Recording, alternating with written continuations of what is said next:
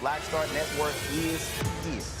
Oh, no punches! I'm real revolutionary right now. Support this man, Black Media. He makes sure that our stories are told. Thank you for being the voice of Black America, Roland. Stay black. I love y'all. All momentum we have now, we have to keep this going. The video looks phenomenal. See, there's a difference between Black Star Network and Black-owned media and something like CNN. You can't be Black-owned media and be scared. It's time to be smart. Bring your eyeballs home. You dig?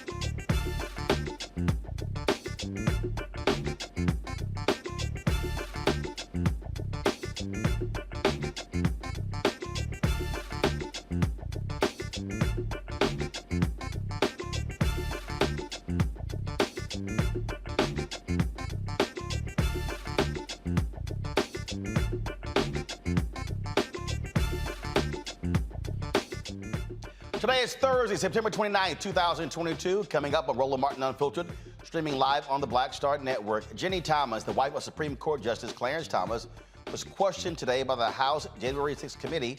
Of course, she told them that she still believes the 2020 election was stolen. And Justice Samuel Alito had the audacity to say, y'all should not question the Supreme Court. Really?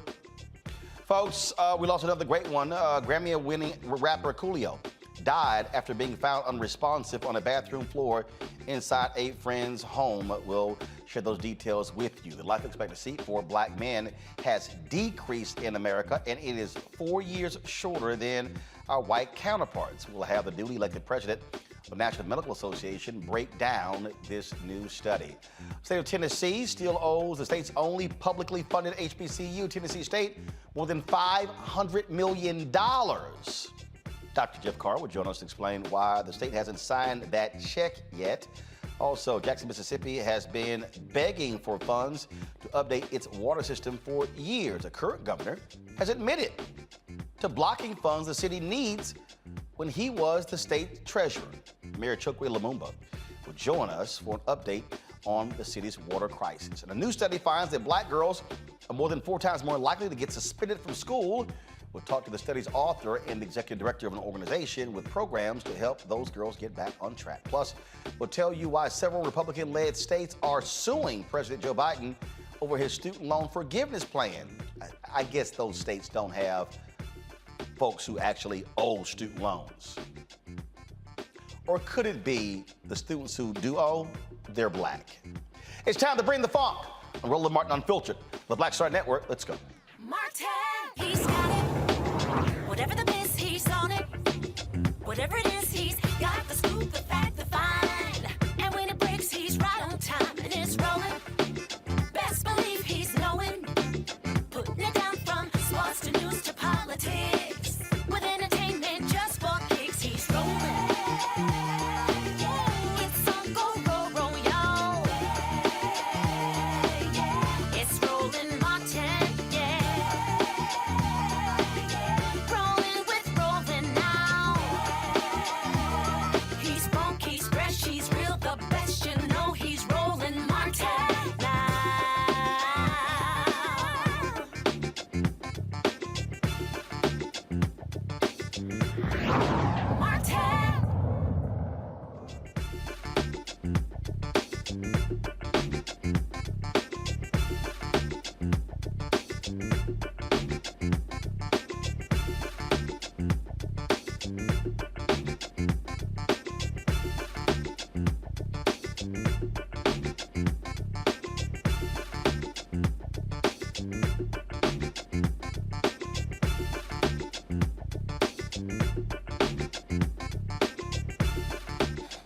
Supreme Court Justice Samuel Alito, the one who led the ruling that got rid of Roe v. Wade, he has said it is wrong for people to question the integrity of Supreme Court. He said that it's crossing a line.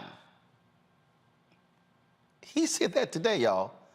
The same day, the wife of Clarence Thomas, Supreme Court Justice, testified before the January 6th committee investigating the attack on the U.S. Capitol. The same rabid Republican Ginni Thomas, who was active in trying to get the 2020 election overturned. The same Ginni Thomas, the same one who didn't just call Arizona, she called multiple states. The same Ginni Thomas that helped raise money and pay for buses to come on January 6th.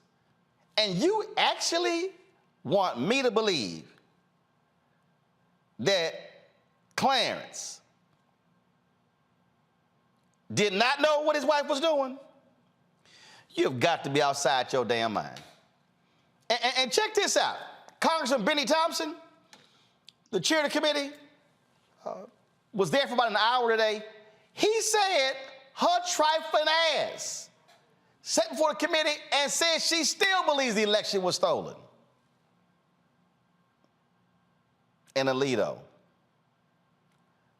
wants to tell us it's crossing a line to question the integrity of the U.S. Supreme Court. Thomas was interviewed for more than 4 hours, interspersed with brief breaks. And again,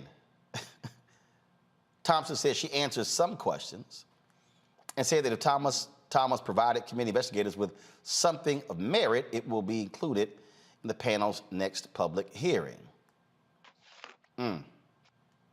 Really? Here's a statement her attorney, Mark Paoletta, made after she appeared before the committee. Earlier today, Ginni Thompson participated in a voluntary interview with the J6 committee. She was happy to cooperate with the committee to clear up the misconceptions about her activities surrounding the 2020 elections. She answered all of the committee's questions. As she has said from the outset, Mrs. Thomas had significant concerns about fraud and irregularities in the 2020 election, and as she told the committee, her minimal and mainstream activity focused on ensuring the reports of fraud and irregularities were investigated. Beyond that, she played no role in any events after the 2020 election results. As she wrote in a text to Mark Meadows at the time, she also condemned the violence on January 6th as she abhors violence on any side of the aisle. There we go with the any side. Yeah. Thomas became of interest after the publication of text messages she exchanged with Trump's former White House Chief of Staff, Mark Meadows, and state lawmakers about overturning the election. Thomas and Meadows exchanged 29 text messages. In those messages, she urged him to fight for Trump and those seeking to overturn the 2020 presidential election. Thomas also contacted Arizona and Wisconsin state lawmakers to overturn Biden's victory.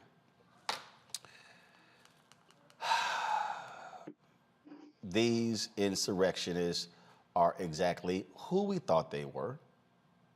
And I keep telling y'all, they're not done.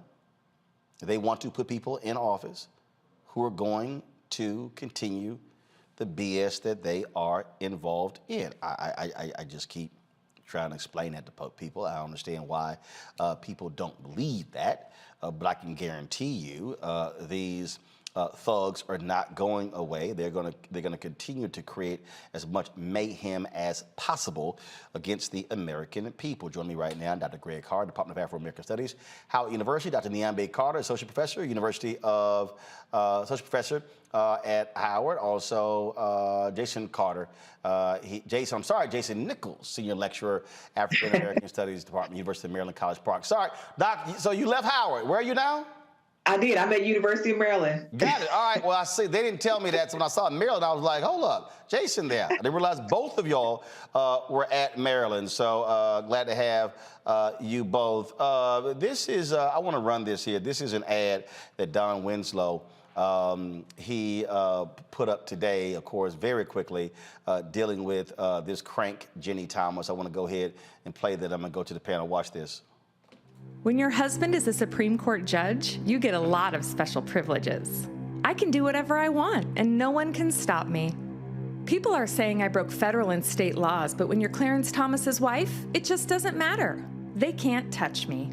I tried to overthrow the government, and all I got is this silly little interview. No one is above the law? You will never see me testify under oath and on television. It's nice to have family friends like Liz Cheney. Thanks, Liz.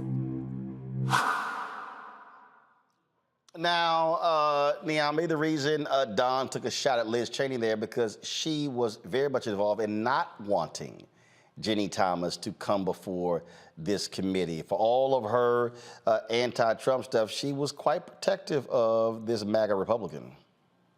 Absolutely. So thank you for having me, Roland. It's good to see my colleagues.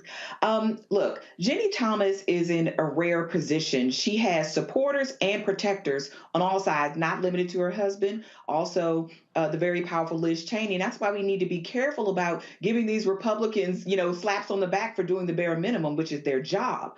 I mean, at the end of the day, Liz Cheney is a conservative Republican. And while she might have thought January 6th went too far, she's not above covering and caping for someone like Ginni Thomas, which many have done for quite some time. I mean, she has been quite clear about her beliefs and has even put her money in the same place, yet she has really escaped scrutiny for many months. And it's pretty much been the case that she was given a red carpet to show up. And I'm sure there's nothing that's going to really come of this where Ginni Thomas is concerned. I mean, she's just going to sit there and pretend that she was just, a concerned citizen and not an actual provocateur. And that's exactly what she is. It really does crack me up when I listen to these people, Jason, and they act as, no, I was just, I was just doing my American duty. I just sent a few text messages, a few emails. I don't really see what the big deal is. The interesting thing about Ginni Thomas, I first of all, I don't buy any of that she believes the election was stolen. I'm not saying she's a genius, but she's clear that this election was free and fair. The problem is, I think she recognizes, as we all do, that the January 6th committee and their objective is to show that Trump and others knew this was a fair election and were trying to overturn it anyway. This is why they keep showing Bill Barr. They keep showing Cassidy Hutchinson and others who were in Trump's ear telling him, no, this is free, this is fair. All those guys from DOJ and from the White House legal team who were saying, no, you need to give this up. This is over. It was done. It was a free and fair election. I think that she is, at the very least, smart enough to recognize that this was a free and fair election that Joe Biden won, but she's trying to escape legal culpability by saying, look, I really believe this. There's no intent to do any harm because I really believed that this was an unfair election. I just don't believe that. I think she clearly knows, as we all do, especially now, but I think at the time she knew it was a fair election. And, you have her she's insulated by all of these people within the power structure, and she gets to walk down the halls and smile the way we saw in that video. Indeed. Look, folks have been really going after them. Here's another video, Greg, I want to play for you. Ginni Thomas, the spouse of a sitting Supreme Court justice, tried to overturn the 2020 election where armed white supremacists under the direction of Trump invaded the Capitol and tried to hang the vice president, has agreed to testify. Putting you under citizen's arrest. The January 6th committee has been slow to call her out, I guess in deference to the Supreme Court, the same court that gives her husband Clarence and his hairy Coke can dominion over women's bodies. Ginni Thomas texted Meadows in January of 2021, urging him to undermine Biden's win and keep Trump in power. In Arizona and Wisconsin, she pushed the legislatures to throw out votes and declare Trump president. Trump won. She then attended the January 6th insurrection. She's on the record declaring America to be in danger due to a deep state run by transsexual fascists. What the fuck is wrong with you? Did I mention she's married to a Supreme Court justice, the only dissenting vote to investigate Trump's role in the insurrection? How the fuck is this okay? Ginni Thomas is like a drunk driver, and Clarence Thomas is like a car. And the American people, we're standing in the crosswalk. Goddamn right. I have a cocaine addiction. Ginni Thomas, the Figured you'd get a kick out of that one, Greg. That was hilarious, and it is good to see my colleagues. And Dr. C, you know, once you do years at HBCU and dog years, you earned retirement. So I'm glad you're still in PG. So at any rate, I'm glad to see you still in that wall. But yeah, I mean, you know, they're not fighting for democracy. They're fighting for a theocracy. He's a white Christian nationalist. Yep. Or at least in Clarence Thomas's case, I suppose you could call him kind of a checkerboard Christian nationalist. But clearly they don't give a damn about voting. I mean, and I love that video because, yeah, 8-1, the Supreme Court ordered the release of Mark Meadows', 2,320 text messages. The one dissenter, Clarence Thomas, because 29 of them were with his best friend. And I use that word best friend because one of those 29 texts that Ginni Thomas sent to the White House to Mark Meadows said, after Meadows characterized this as a battle between good and evil, there's the language, she replies, yeah, I'm glad to hear that. Between that and the conversation with my best friend, I'm encouraged. Best friend, her husband. Clarence Thomas asked me to be off the Supreme Court if there were a rule of law in this country, but there isn't. John Roberts killed the rule of law with Citizens United in 2010. And he's been looking ever since like, we need to respect the court. Dude, you destroyed the court when you decided that corporations have unlimited speech and they began to really pump to put this theocracy in place. So Sam Alito, you mentioned Alito earlier, I would encourage folk to look at the New Yorker. Margaret Talbert wrote an excellent article on his plans for theocracy at the end of August in the New Yorker.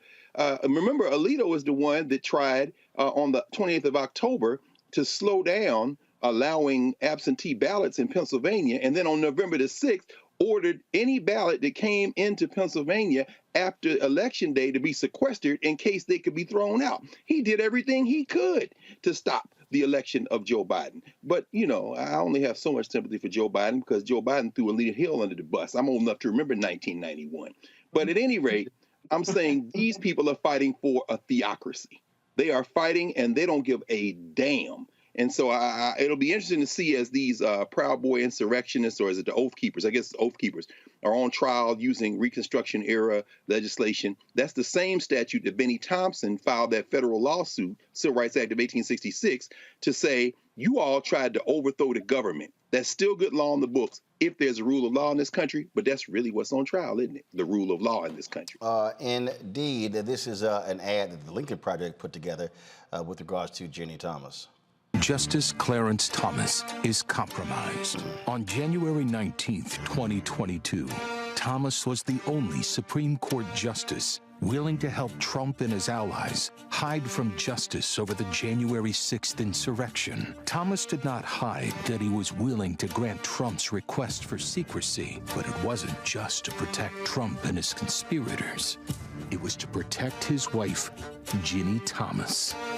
A radical right-wing activist, Ginni Thomas has openly applauded rebellion in the past. I think people are rebelling and there's a big tidal wave coming. I think the Democrats are pretty worried about what's coming.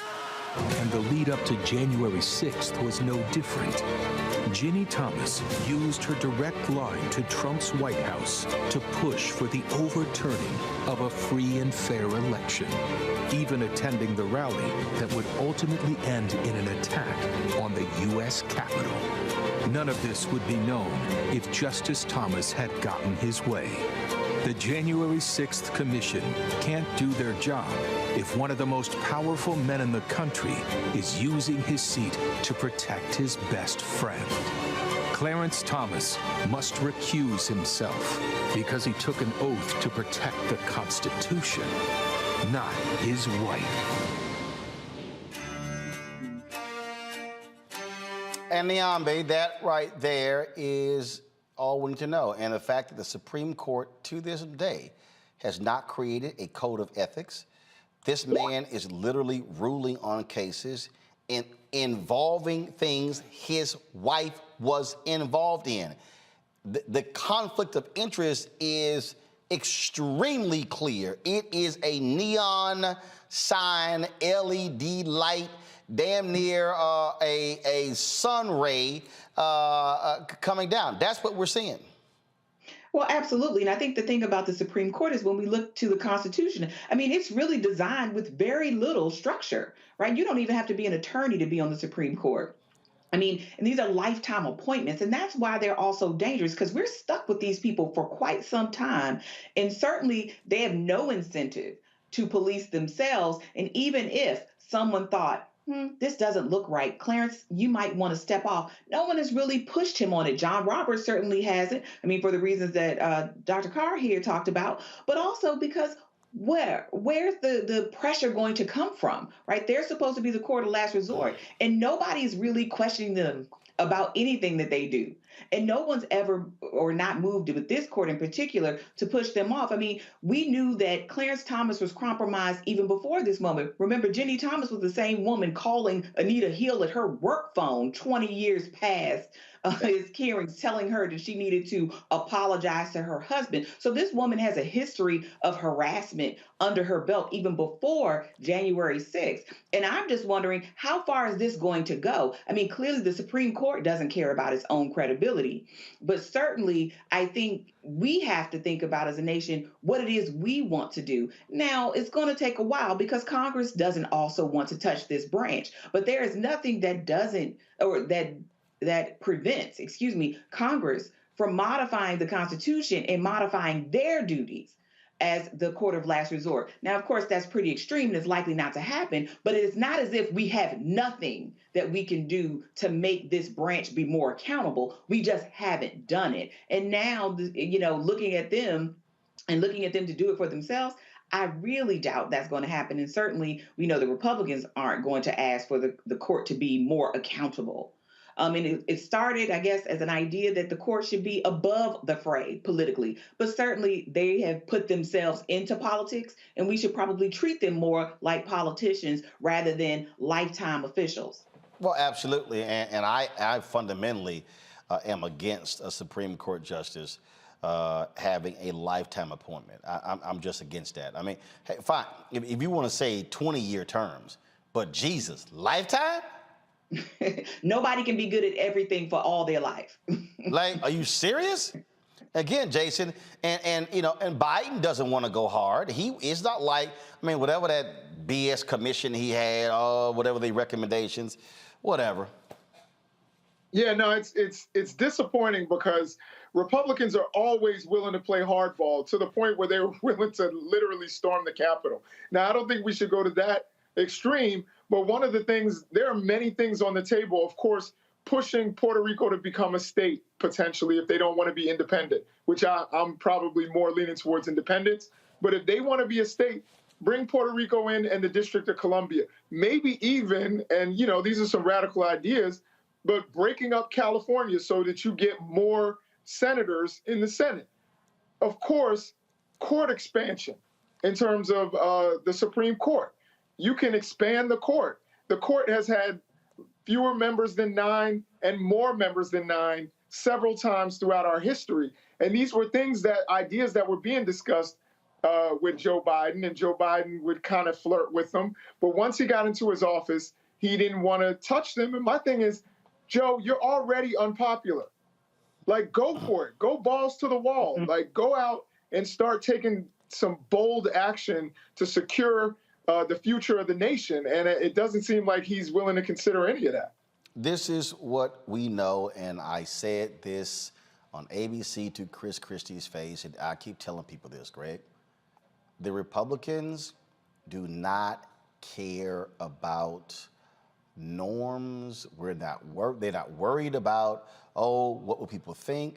They are about power, cementing control. And I just keep saying to all these people out here who are talking about just sitting here behind on the sidelines, understand they are coming after you. You can sit here and, oh, I don't like this dim or this person. I'm telling you, what these folk have in store, if y'all thought the last Supreme Court term was crazy, revoke Roe v. Wade, wait until June 2023. Oh, y'all want to have a conversation? Watch what they do this term. These people, they have been planning this since Brown versus Board of Education, since the 1964 Civil Rights Act, 65 Voting Rights Act, 68 Fair Housing Act. They have been playing, and so I can't understand any progressive or liberal, oh my God, I can't believe this happened. Well, they've been telling you what they were gonna do. That's right. They simply did it. And these folk didn't believe them, Greg. No, I mean, they've been telling us what they're going to do since they drug us over here into this criminal enterprise. That's why I never use the word our or we when I talk about the United States of America. This system was set up with the original constitutional framework and federalism to do exactly what it is doing now.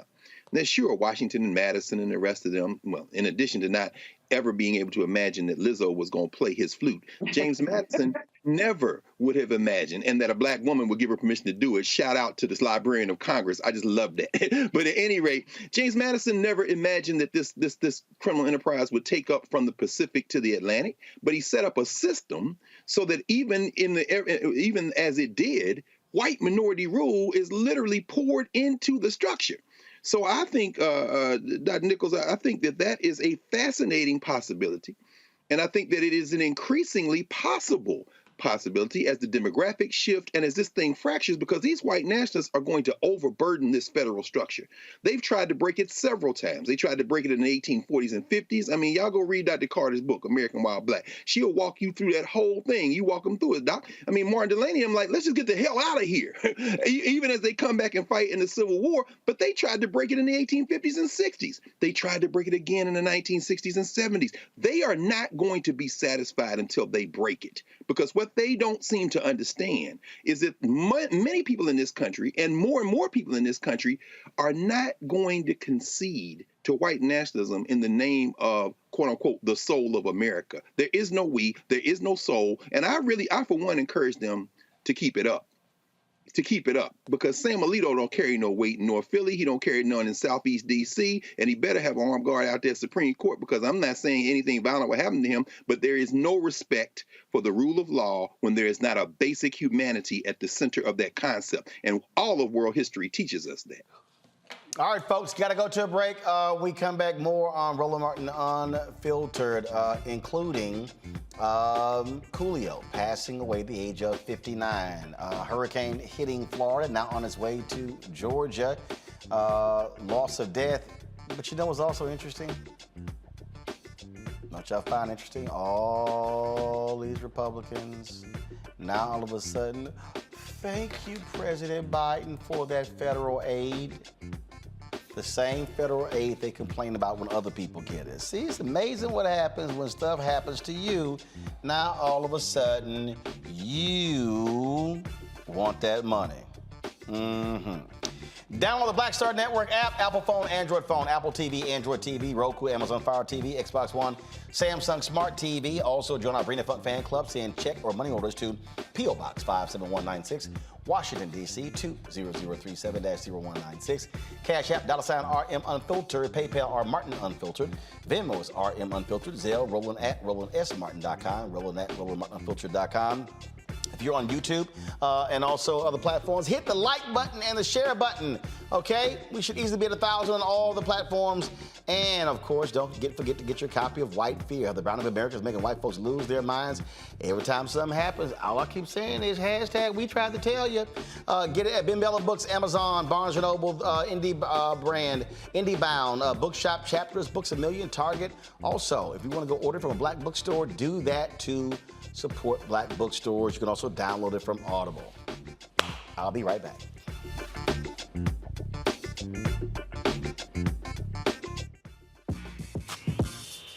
When we invest in ourselves, our glow, our vision, our vibe, we all shine. Together, we are black beyond measure. Hatred on the streets, a horrific scene, a white nationalist rally that descended into deadly violence. White people are losing their damn minds. As an angry pro-Trump mob storms the U.S. Capitol, we've seen We're about to see the rise of what I call white minority resistance. We have seen white folks in this country who simply cannot tolerate black folks voting. I think what we're seeing is the inevitable result of violent denial. This is part of American history. Every time that people of color have made progress, whether real or symbolic, there has been what Carol Anderson at Emory University calls white rage as a backlash. This is the rise of the Proud Boys and the Boogaloo Boys. America, there's going to be more of this. Here's all the Proud Boys, Dave. This country is getting increasingly racist in its behaviors and its attitudes because of the fear of white people. The fear that they're taking our jobs, they're taking our resources, they're taking our women. This is white fear.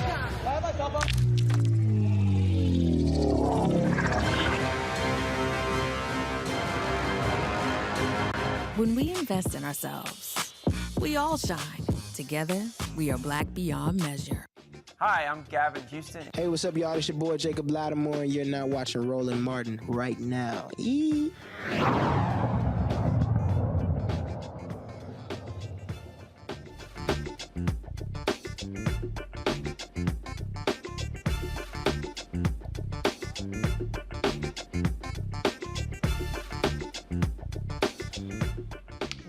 Grammy-winning musician Coolio, born artist Leon Ivey Jr., suddenly passed away yesterday at the age of 59. No official word on his cause of death, but it's believed he died of a heart attack. Reports say emergency responders answered a call at 4 p.m. for a medical emergency.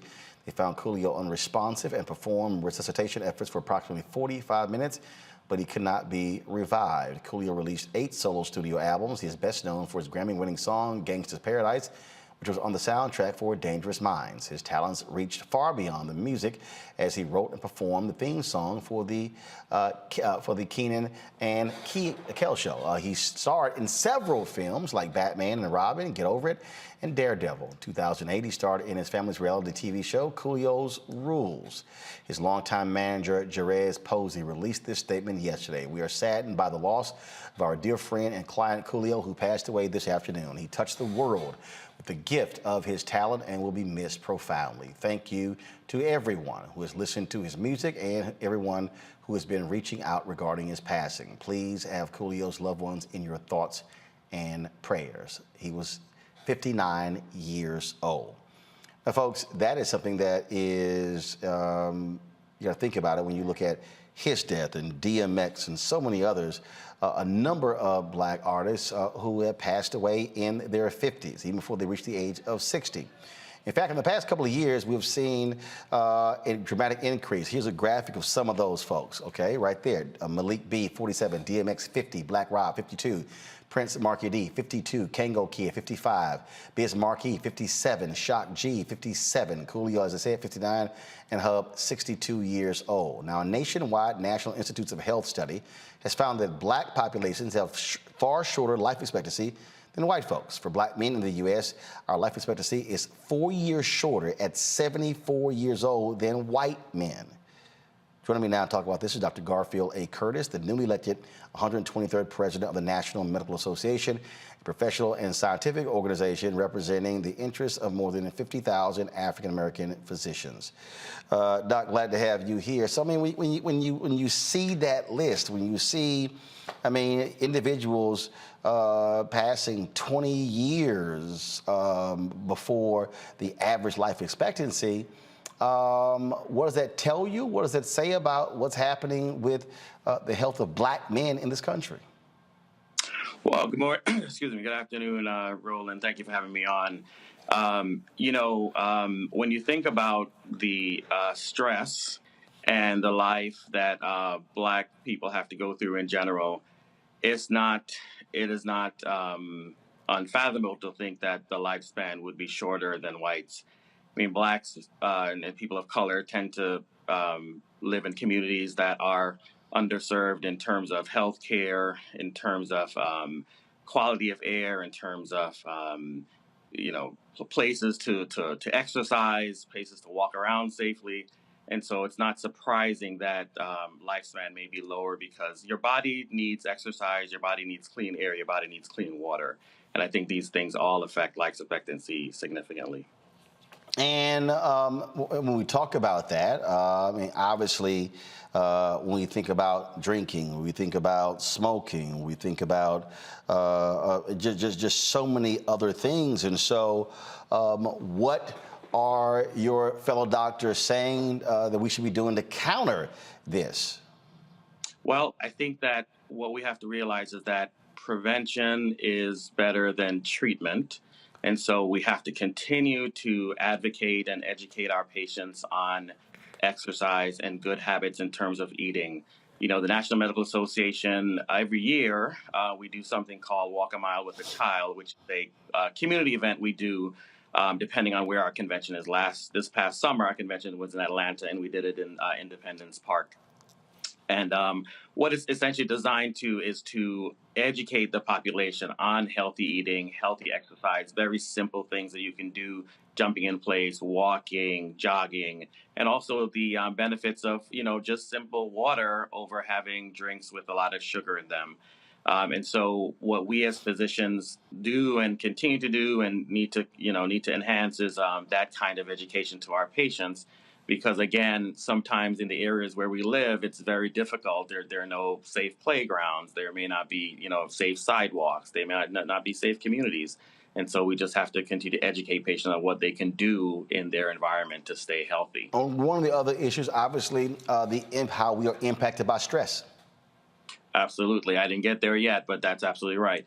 So you talked about this study showing that the life expectancy is 4+ years lower, but then added stress decreases it even much more. Stress decreases your life expectancy at least 2 to 3 years. So you can add another, put 7 years on that instead of 4.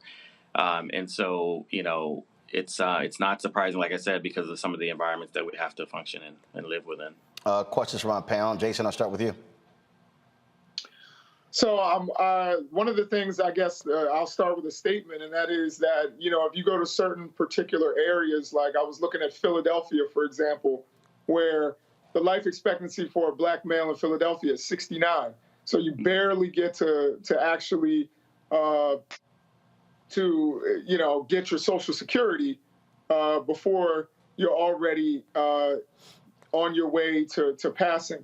My question is, how exactly do you expect policy to affect this, or what policies do you advocate in order to change this trend, particularly after COVID? Right. So the National Medical Association, we have what's called a House of Delegates, and we discuss these issues throughout the year, and we bring policy positions to the House of Delegates for the organization to pass, sort of vote on and pass. And so one of the things we've done recently was we have a gun violence task. It used to be a task force. Now it's a council.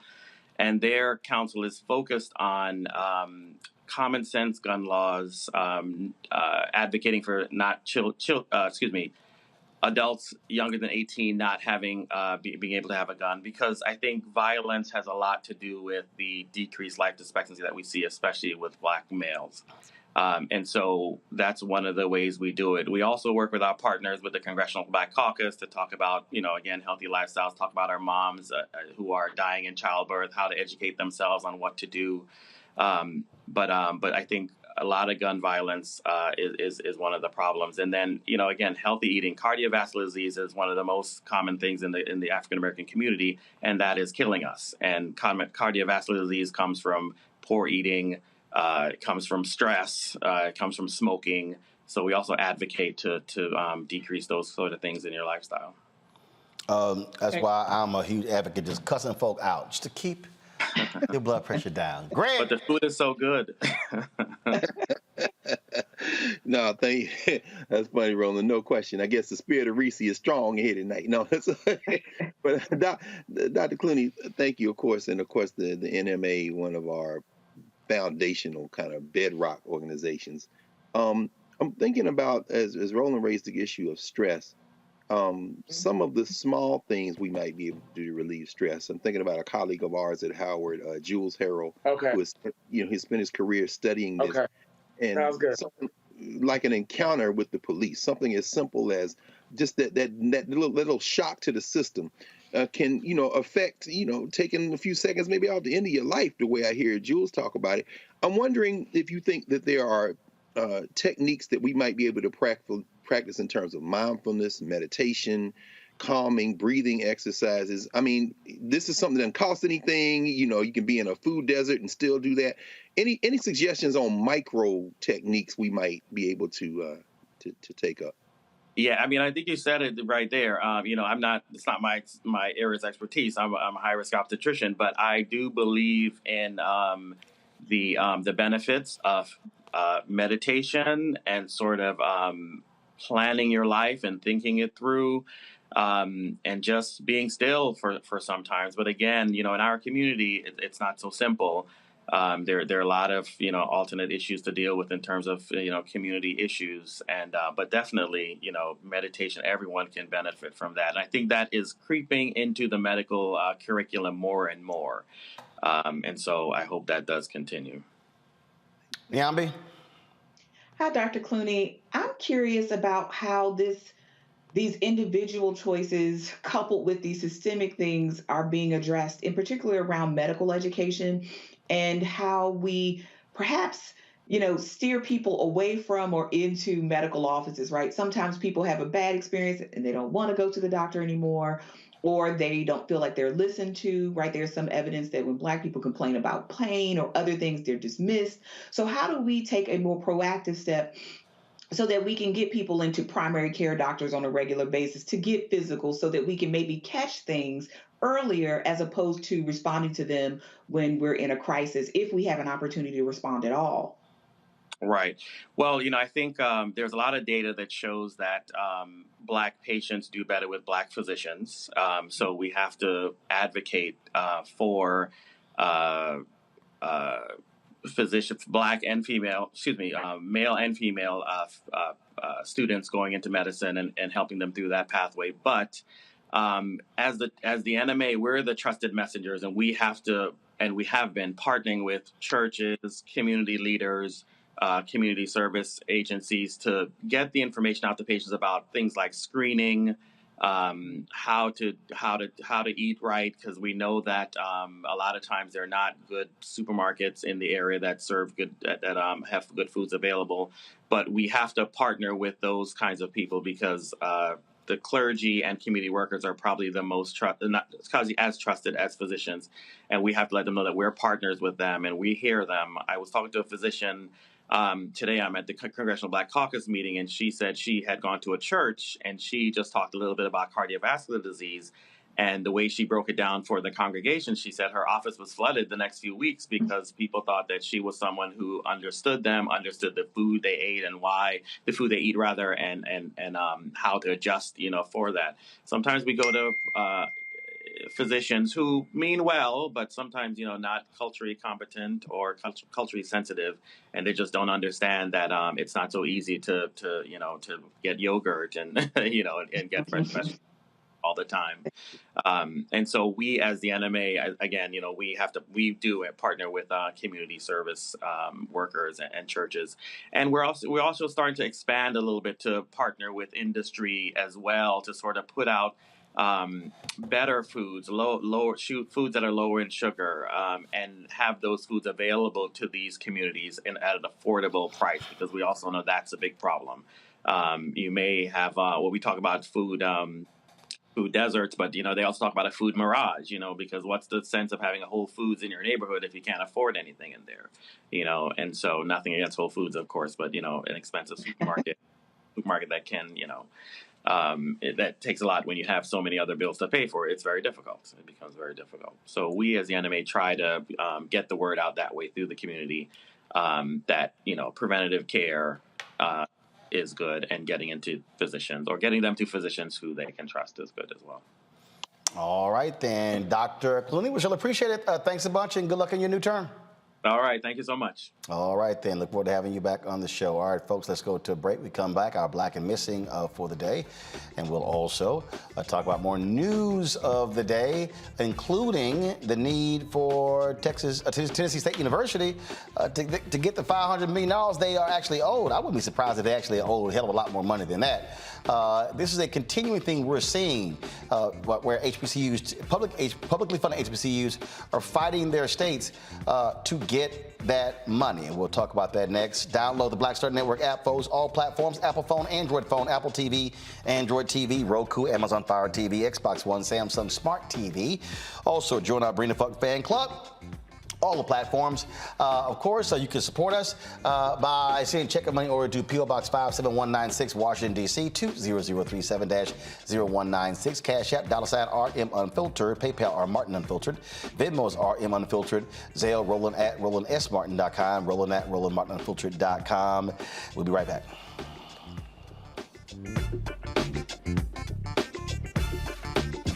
When we invest in ourselves, we're investing in what's next for all of us. Growing, creating, making moves that move us all forward. Together, we are Black beyond measure. On the next Get Wealthy with me, Deborah Owens, America's Wealth Coach, African Americans have an average student loan balance of more than $30,000. Student loan forgiveness has been a long time coming. The Biden administration has introduced a new program that's going to allow you to have almost or up to $20,000 forgiven. I think that the Biden administration, by implementing this plan, is admitting that there have been several serious faults within the higher education financing system, and that this plan is a step in the right direction. That's on the next Get Wealthy, only on Black Star Network.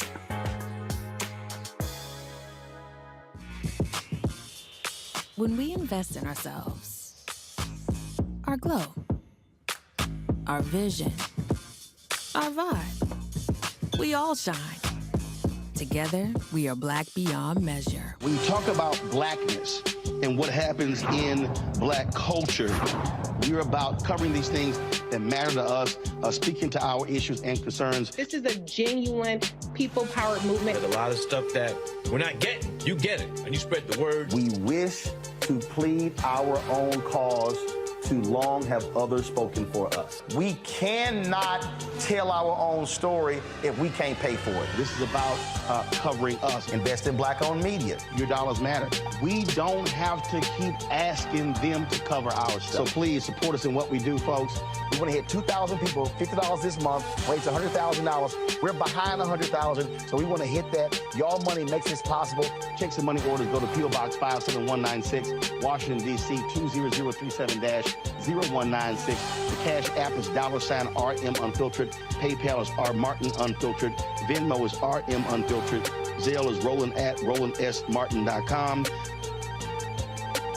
Hey everybody, it's your man Fred Hammond. Hi, my name is Brescia Webb, and you're watching Roland Martin Unfiltered.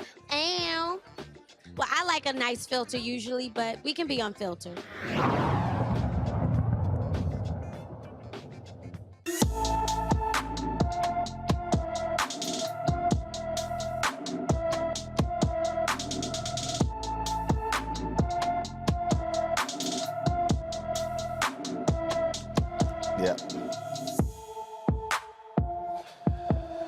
Folks, Honesty Jones was last seen in Dallas, Oregon on August 24th. Yes, Dallas, Oregon. The 15-year-old, folks, is 5 feet 2 inches tall, weighs 126 pounds, has brown hair dyed orange, and brown eyes. Anyone with information about Honesty Jones should call the Portland, Oregon Police Department at 503-823-3333, 503-823-3333.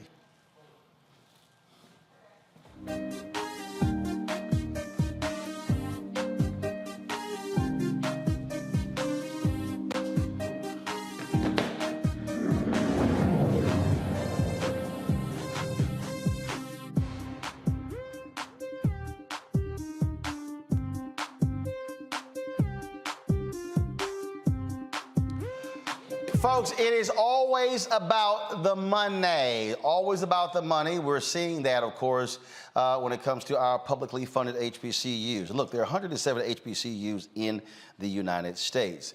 Not all of them are private. Places like Tennessee State, Jackson State, Texas Southern University, Florida A&M, a number of them are publicly funded HBCUs. Now, remember we were talking about the COVID funds, the American Rescue Act, all of those different bills that were being passed, and how much money was going to HBCUs. You might recall when I walked you through those numbers and we showed how these HBCUs have been receiving sometimes 3 and 4 times more money from the federal government than what was being allocated by their own states. Tennessee State is one of those universities. We told you about a state committee that went through and they determined that Tennessee State, in their estimation, had been cheated out of some $500 million over the years by the Tennessee legislature. This is not a new concept. You also might recall that Alvin Chambliss led the lawsuit against the HBCUs in Mississippi. That was a groundbreaking legal decision. The decision in Maryland, when that lawsuit was filed, lasted some 13 years before they finally were able to achieve the settlement and have the money that was approved by the legislature. You also have had, now, of course, we talked about earlier this week, we had the lawyers on where a group of students are suing the state of Florida for money they say is owed to Florida A&M, estimates of anywhere from $1.3 billion to $2 billion. So what's happening there in Tennessee State? Now, Tennessee lawmakers approve $250,000 of funding in March, but have not made any effort to give that money to Tennessee State. Tennessee State also has more than $300 million in deferred maintenance because of previous underfunding issues with the state. The HBCU also is experiencing historic first-year student enrollment, but lacks the funding to provide adequate on-campus housing for students. Some students are staying in hotels up to 12 miles from campus. Joining us now is Reverend Jeff Carr, founder of the Infinity Fellowship Church in Nashville, Tennessee, cum laude graduate of Tennessee State University. Of course, a brother of Dr. Greg Carr, also a Tennessee State graduate as well.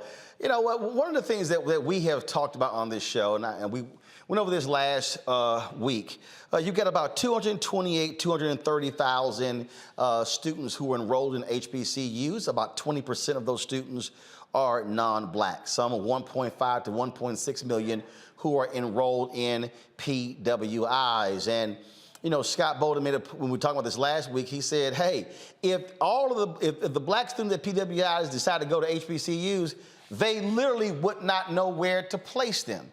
When I was a scholar in the Revis Mitchell Scholar in Residence at Fisk University, I was talking to then President Van Newkirk, and he was talking about that you got alumni saying, man, we should be building more dorms as opposed to building new learning centers. And he said, wait a minute. He said other schools are going to online learning. He said we got to rethink what's happening here.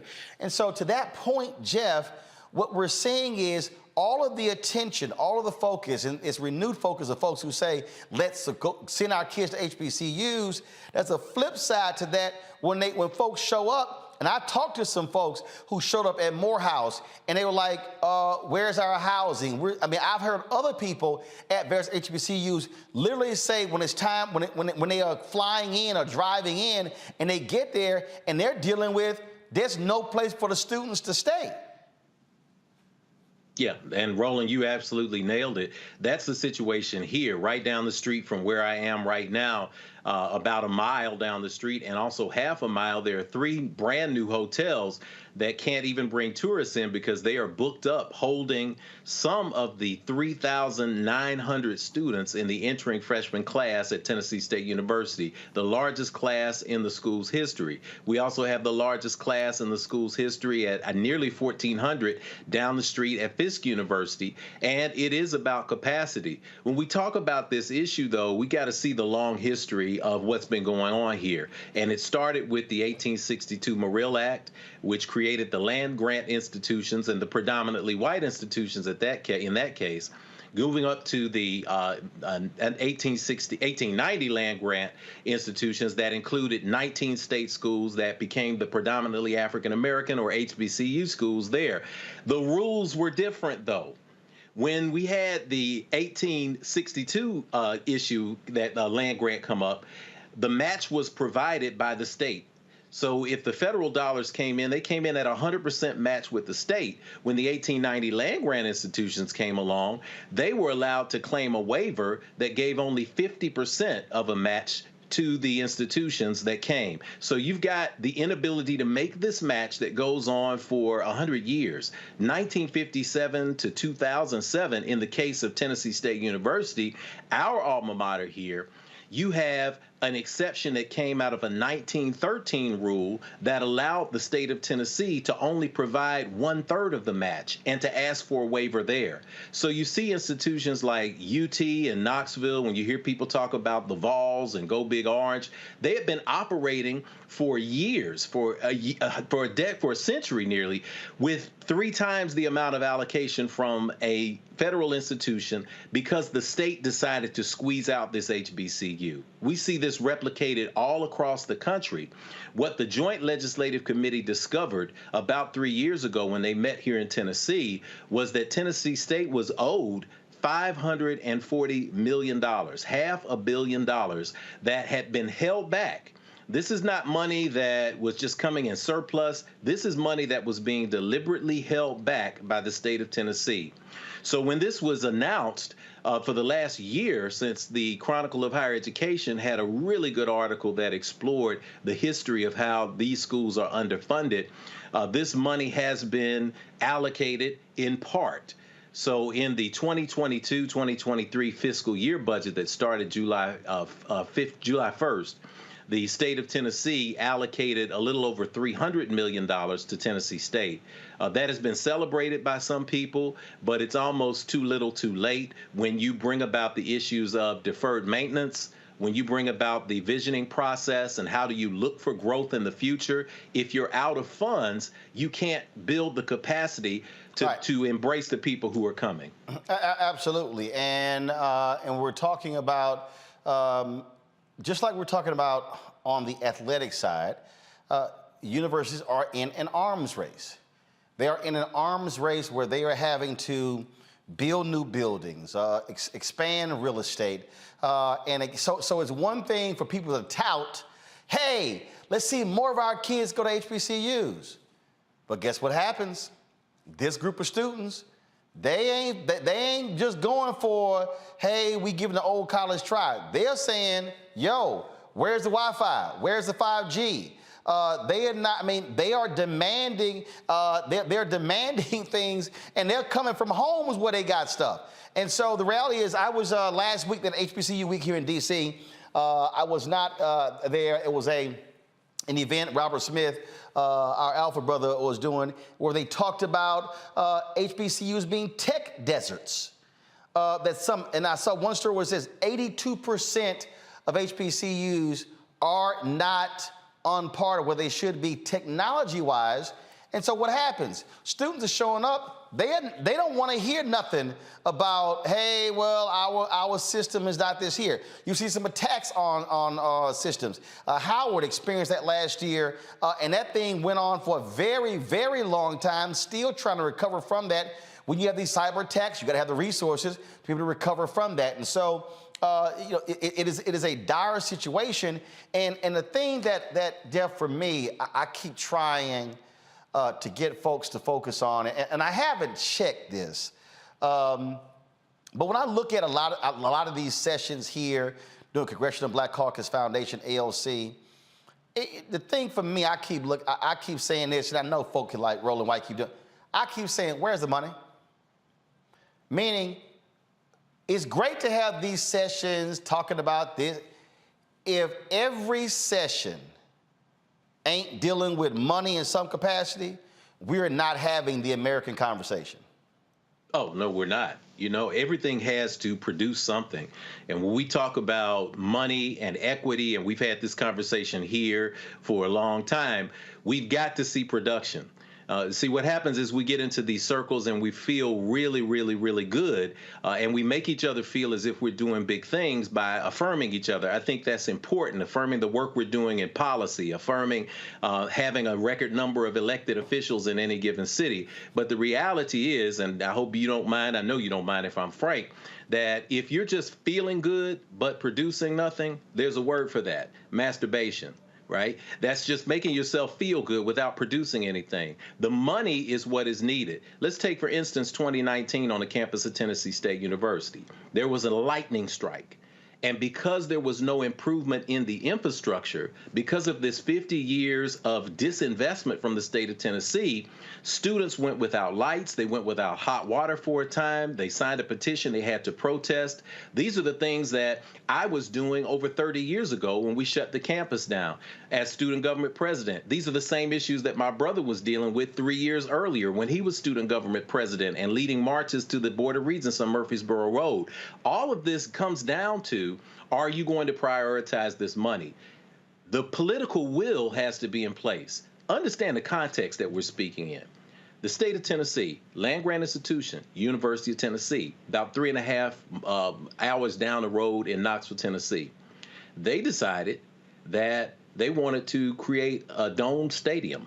They wanted to enclose it and add another 10, 20,000 seats so that they could do what they do at UT, which is play football and scream and holler. State of Tennessee said, how much would it cost? About $240 million. Oh, okay, no problem. During that same stretch, people, including the voices on this show, people in the Chronicle of Higher Education, people in national media have been saying, what about the land grant money that's owed to Tennessee State? Oh, we'll get around to that.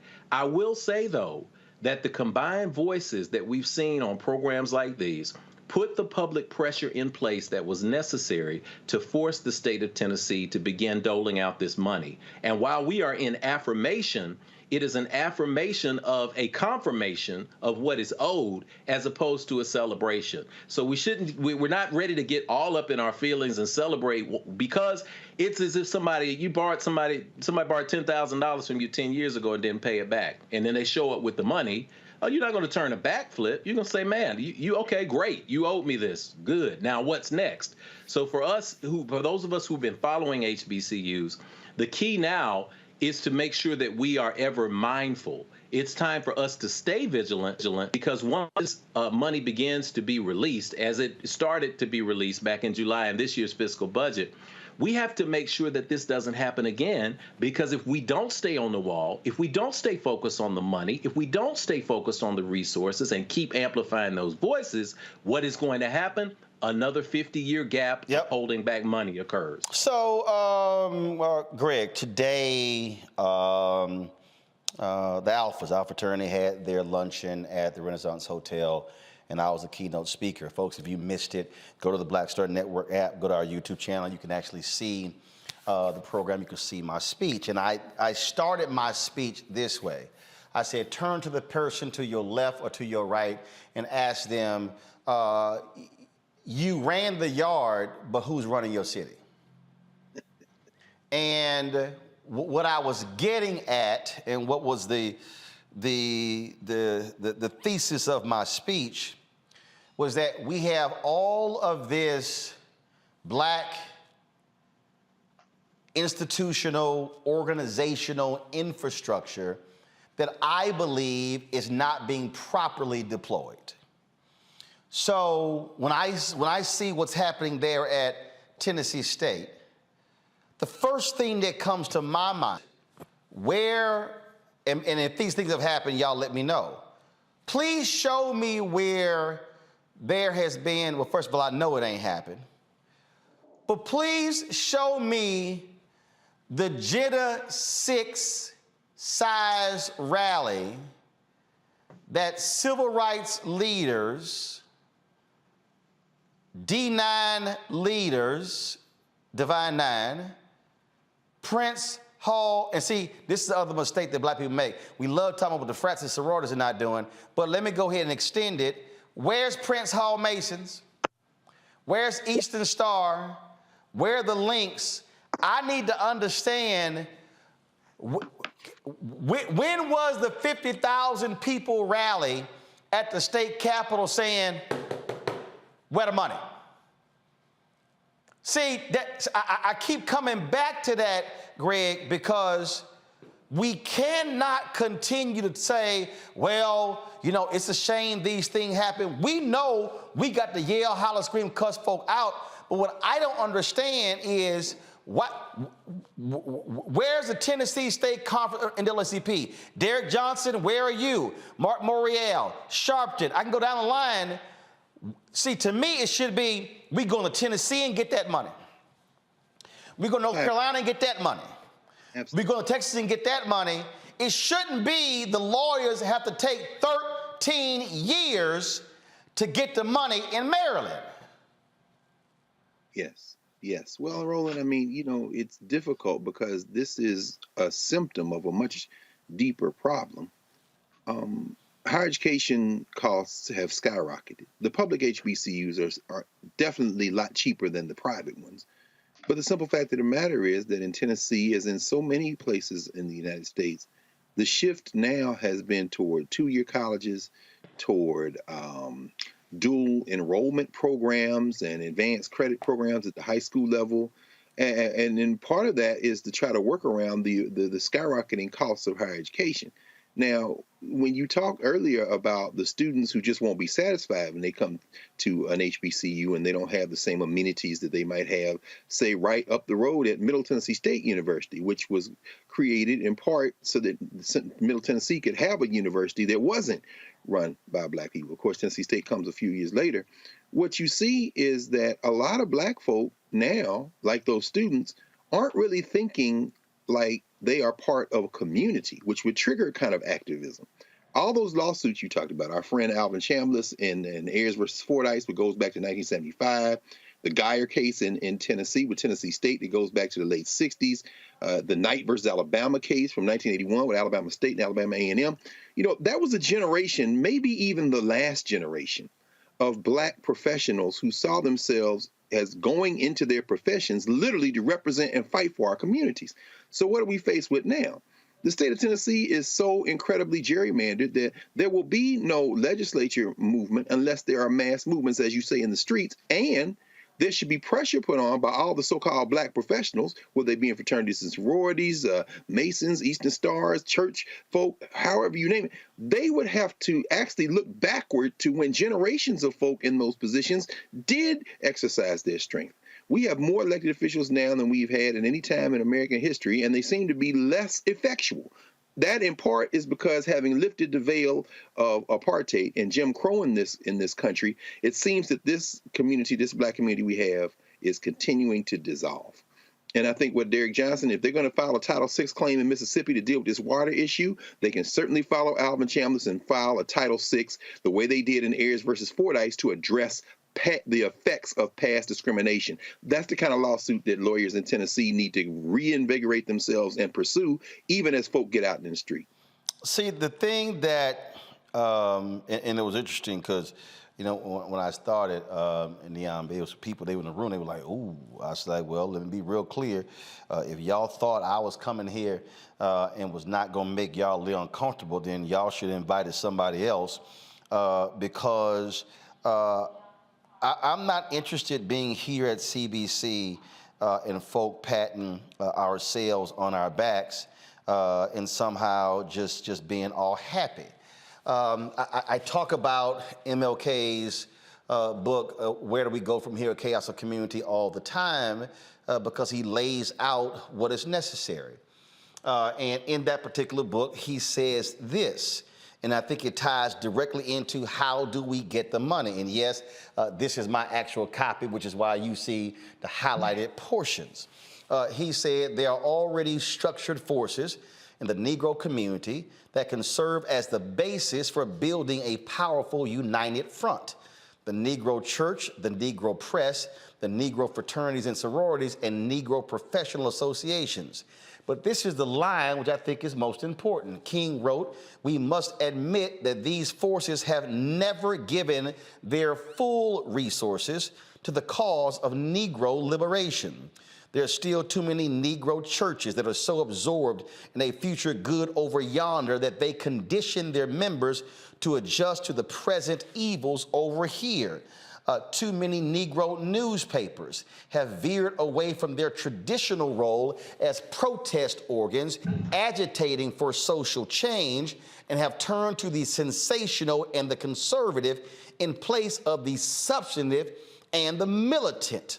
Too many Negro and professional groups have degenerated, too many Negro social and professional groups have degenerated into snobbishness and a preoccupation with frivolities and trivial activity.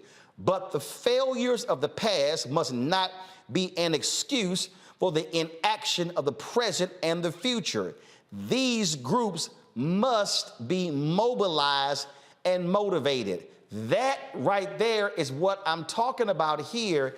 And so if we see that there's an HBCU that is owed $500 million, I don't understand for the life of me how these organizations are not saying we need to put on something major and go into Tennessee and serve notice. We want that check. And let me go ahead and say this right now. All of y'all ADOS, FBA, B1 folk who holler, cut the check, y'all ain't saying a goddamn thing about Tennessee State and the $500 million. It's amazing. I don't see none of y'all talking about the students at Florida A&M filing the lawsuit. So when y'all say cut the check, which check? And yeah, I'm calling you out by name, and I don't give a damn if your little fake-ass YouTubers make your own videos, but I keep telling y'all be running y'all damn mouths yelling out reparations when is this not a form of it? How do you not fight for this? It's that they owe them $500 million. But some of y'all spending more damn time fighting with white supremacists, pissed off that Lizzo used the damn flute of a slaveholder, than talking about the $500 million. That, Niambi, is what pisses me off. We ain't focused on the money. Well, I mean, I think you're talking about the fact that there are lots of side conversations that are just distractions. And I think possibly what's happening here is when we even think about this in the form of reparations, right? We only talk about reparations in one way. And I've always said there can be multiple claims, and this is a claim, right? One of very many that we could all be making, and not just about slavery either, right? There are all kinds of ways that inequity. Yeah, the aftermath of slavery, Jim Crow. Absolutely. Mm-hmm. And now, right, this is even, post Jim Crow with these Tennessee State faculty, students, staff, and that university is experiencing. So there are so many different kinds of rights claims could be made. But I also think, Roland, the problem that this is encountering, or this issue is encountering, is we don't think about this as a civil rights issue in the same way that we think about, say, voting rights or other kinds of things, right? When we saw the George Floyd protest, right? Ultimately, that's a civil rights issue, and we can frame it a bunch of different ways. This is no different, but we don't talk about it with the same level of urgency and the same level of preoccupation and concern. Even this discussion about Jackson and the lack of water there, Flint, Newark. I mean, we can go on and on and on about all of the issues that are facing Black communities everywhere that are not just, sort of behind us or to come, but are very real, very present. And yet we don't see the full weight of Black communities coming out against them. And I don't think that this because we don't think enough about these things. I just don't know that we are always compartmentalizing these things in the same bucket, right? So water just doesn't seem to carry the same weight as something where we have this spectacular image, right, of a death or some other such thing. And so I think when you talk about this $500 million, which is not, a made up amount of money, it's an actual very real thing that we know that we can calculate that's tangible. People don't seem to see that as sexy or as interesting because it feels small. But when we think about something as magnificent as the civil rights movement and all the images in our head about that thing, that grand narrative, right, that all these people just happened to come to the March on Washington one day, right? We forget that it was a bunch of small events, this series of local and state level events that got us there. And so when we have to think about the Tennessees and the Jacksons and all of these places where Black needs are going unmet, and that requires a lot of our attention and all of our focus. Now, it doesn't mean that we can't laugh and we can't joke and we can't have fun, but we also have to recognize that many of the things that we're facing are not just about elections, are not just about police death, but we should also be thinking about the environment, right? We're seeing this flooding happening right now in Naples, Florida, but when we think about disaster and who's most open to disaster, it's Black folks, right? When we think about life expectancy and who's going to die,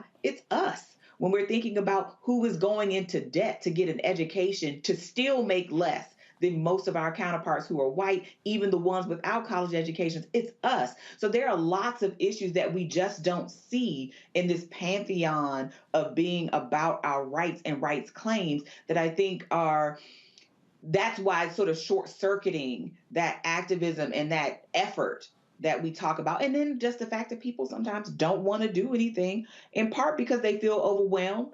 But then some parts people feel like, well, I got mine. I don't have to be thinking about these things. I don't have to participate in this kind of stuff anymore. Jason, Greg and Niamik probably remember this very vividly when the heat pumps at Howard University went out. They couldn't have class for quite some time. Had to go to Congress to get an emergency allocation because it was so cold. Again, those pumps under the ground went out. That's the kind of infrastructure stuff we're talking about. And this is the reality because students at Jackson State are experiencing it. You can't go to school without no damn water. In fact, I was getting text messages that there was some Jackson State students who literally were going home because they could not survive being there because of the water issue. And I just think that it just bugs the hell out of me when I look at mass gatherings and I look at the conversations we have, and I just ask myself, okay, all right, so how are we not mobilizing? That's a great point you made. Okay, so the NAACP filed that whatever the complaint they filed with the feds about the money that the governor not giving the money to the city of Jackson. Okay, Jeff or Greg, maybe y'all can tell me, have y'all actually seen a statement from the national NAACP about the $500 million owed Tennessee State? No, I haven't seen one. No, Roland. But I tell you this, though, and Jeff mentioned when I was student body president, there was a Democratic candidate for governor, Ned Ray McWhirter. He won that election. He asked us for an endorsement. These are college undergraduate students. It's a very different time. And part of the reason was that Jesse Jackson was running for president. Jesse Jackson came to the campus of Tennessee State University, held a press conference with us in the Student Center during his presidential campaign. What you had was a national level politician making a demand that forced a candidate for governor to listen to us. And after he won, after McWhirter won that election, he invited me down, and he and I sat in the governor's office in the capital of the state of Tennessee to talk about resources for Tennessee State and what could happen. Well, what you're saying, Roland, is not only the NAACP, where in the hell is the vice president of the United States? Where in the hell are the elected politicians? Jesse Jackson, people can say what they want to about him, but let's be very clear about this. And Niambi, you know, as recently as last year when he came to the Student Center at Blackburn, that is what we have to expect of these people, rather than just have us celebrate when they win a damn election.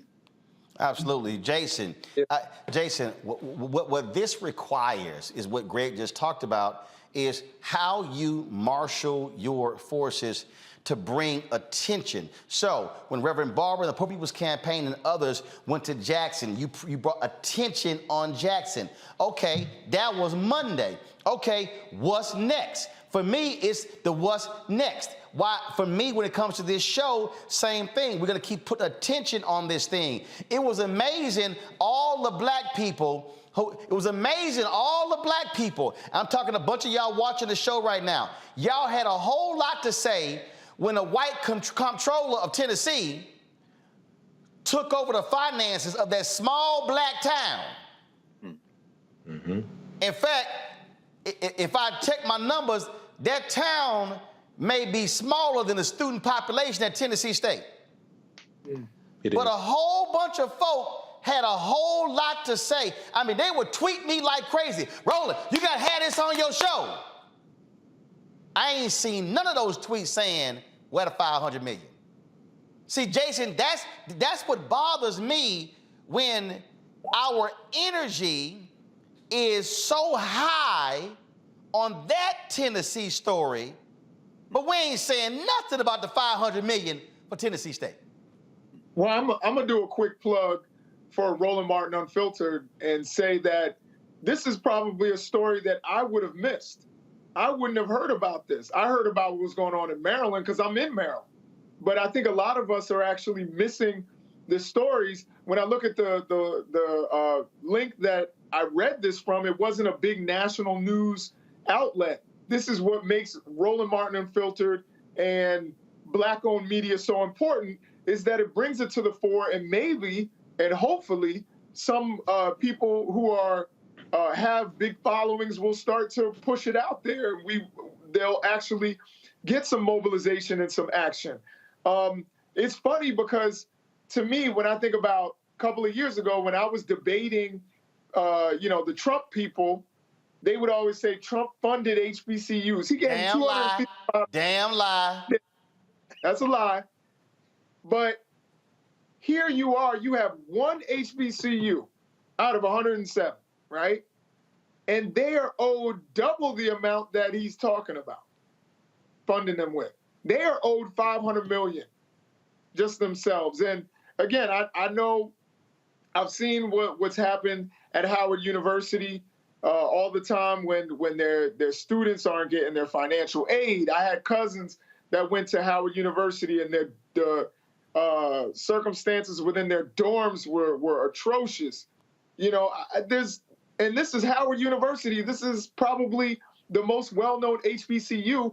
And of course, this was before the vice president was in office, but it is, home to some of the more powerful members of our government are Howard University graduates. And if they don't have the resources, then until we mobilize, we're going to see universities like Tennessee State are going to fall under the cracks. So it's important that we get this news out there. It's important that you're talking about it, that you're giving speeches about it, and that you put pressure on the Al Sharptons of the world, or the people who have audiences and want to say that they're Black leaders. It's good that we call them out, because mainstream media isn't picking this story up, and they don't feel pressured.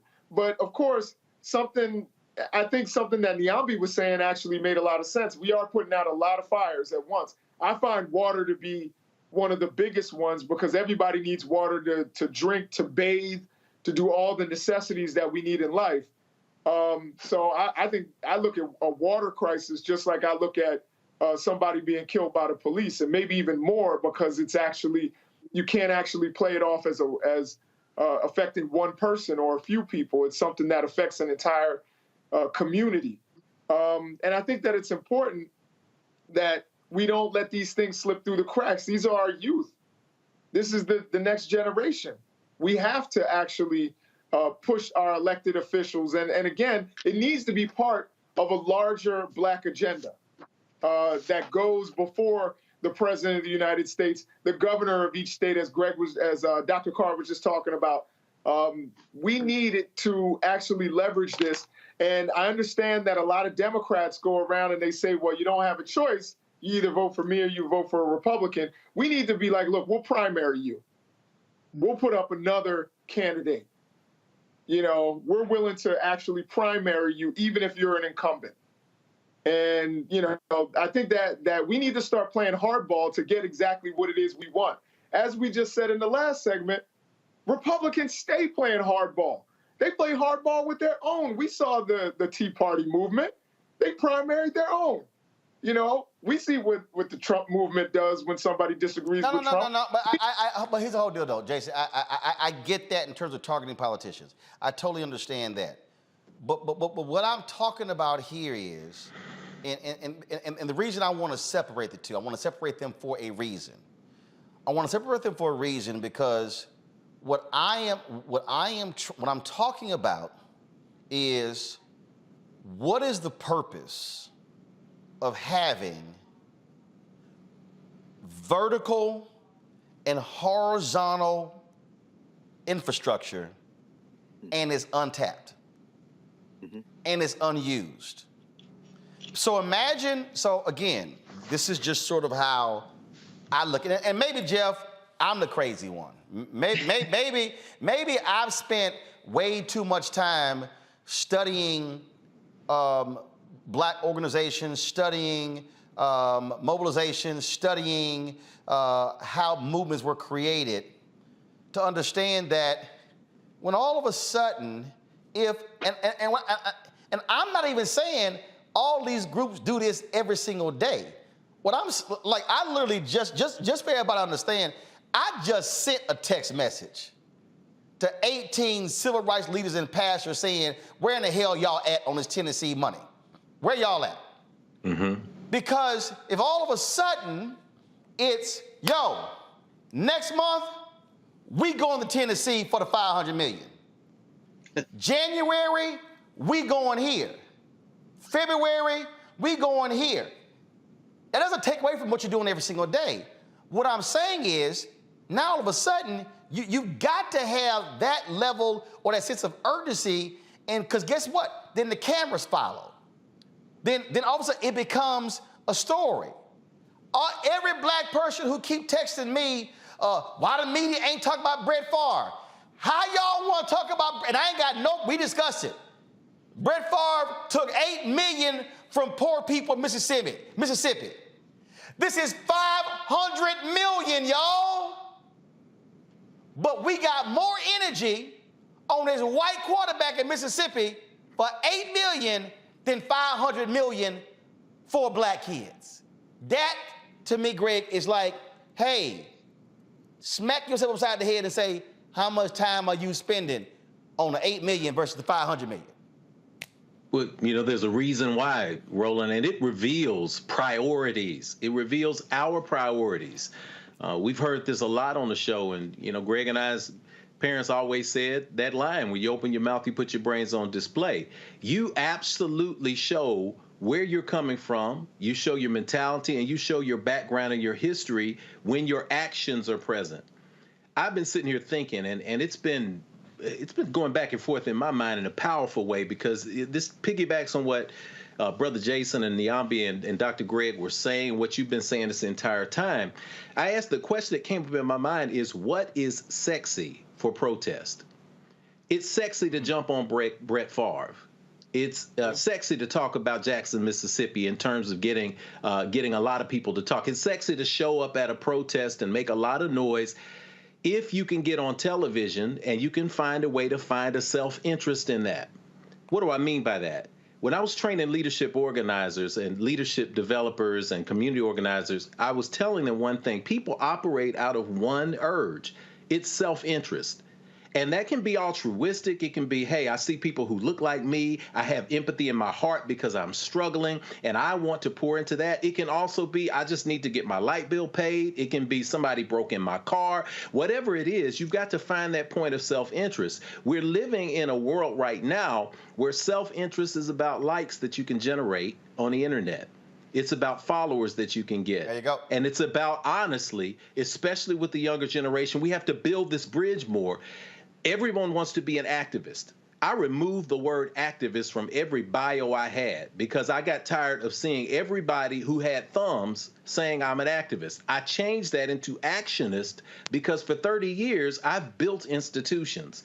When you are in a space where you build institutions, you've done this with Black Star Network.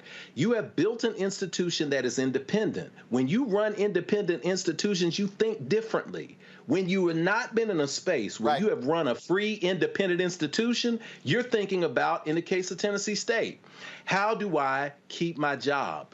How do I keep favor with the governor? Right. How do I make sure I don't ruffle any feathers? And from an actionist perspective or even an activist perspective, you're thinking, what can I get out of it? I can get some fame out of proclaiming something is wrong in Mason, Tennessee. Then I can go to corporate America and I can get some money for my organization. If I get this $500 million for Tennessee State, that's not going to go to me. It's going to go to students. So I can't monetize that. We have to find a way to find the sweet spot where people begin to see themselves in the students at Tennessee State, in the students at Jackson State, in the students at Morgan State as the future that we are focused on building. It's when we find that point that we can find people will come out in thousands and droves as they should logically do. So here's the deal. Okay, so I know the Texas legislature meets every 2 years. Okay, so is there an upcoming meeting? Is there a session? Is there a date? Is there anything? And so in terms of what is the next step? It's like what's next? Is there a date? Is there something happening that we can sort of target? Anything like that happening, Jeff? Next month? November? What? Right. I talked to 2 state legislators today. And they gave some great information and updates. Again, the money is starting to flow. We just have to make sure that we're not in the space of grace and thanksgiving and thinking that this is money that is being poured on us as opposed to money that is owed to us. They are actually right now in D.C. With the Black Caucus. So no. Here's what I mean. Here's what I mean. Yeah, I see what you mean. Is there a day? Is there a day in October? Or is there a day in November that can serve as a mobilization day for us to come to Nashville to make this a major issue, to hold a major rally, invite folks to demand the state legislature allocate, don't spend $500 million on no damn stadium for the Titans, but spend $500 million on Tennessee State? Is there anything like that? There's no organized event that is happening. No. I'm not asking about organized event. What I'm asking, is there something we can organize around? So do this here. You let me know. So if it's a day, because it's crazy in October with the elections and everything like that. But done. So here's what we'll do. Damn the rest of these people. We'll find a day and we'll come do the show down from there and we'll create the event. And then we'll see who the hell show up and then who don't. That's how it's done. You got it, brother. So let's do that. Because again, they have to see several thousand Black people demanding the money to have a sense of urgency to allocate the money. Yes. All right, let me know. Brother, we will let you know, man, and I appreciate it. Thanks for the opportunity to come back and hang with everybody from the logical to the ideological to even the biological. I appreciate you guys. Let's get some movement and keep it rolling. All right, Dr. Jeff Carr, thanks so much. We appreciate it. Folks, got to go to a quick break. We come back. We're going to talk about the high suspicion rate of Black kids, especially Black girls, what we can also do to change that around. You're watching Roland Martin Unfiltered on the Black Star Network.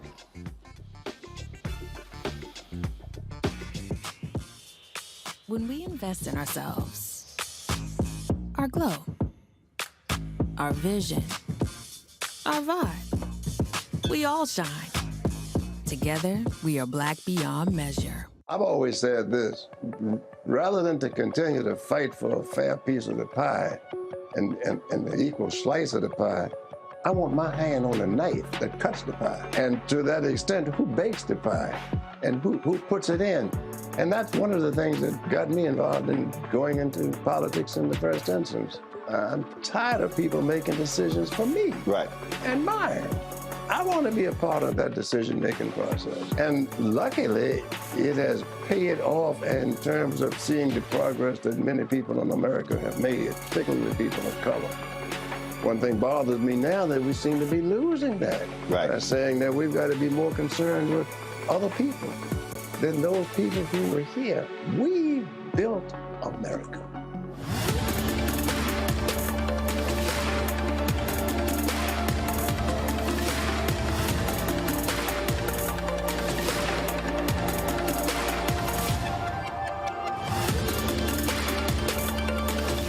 When we invest in ourselves, we're investing in what's next for all of us. Growing, creating, making moves that move us all forward. Together, we are Black beyond measure. Hello, everyone. I'm Godfrey, and you're watching Roland Martin Unfiltered. And while he's doing Unfiltered, I'm practicing the wobble.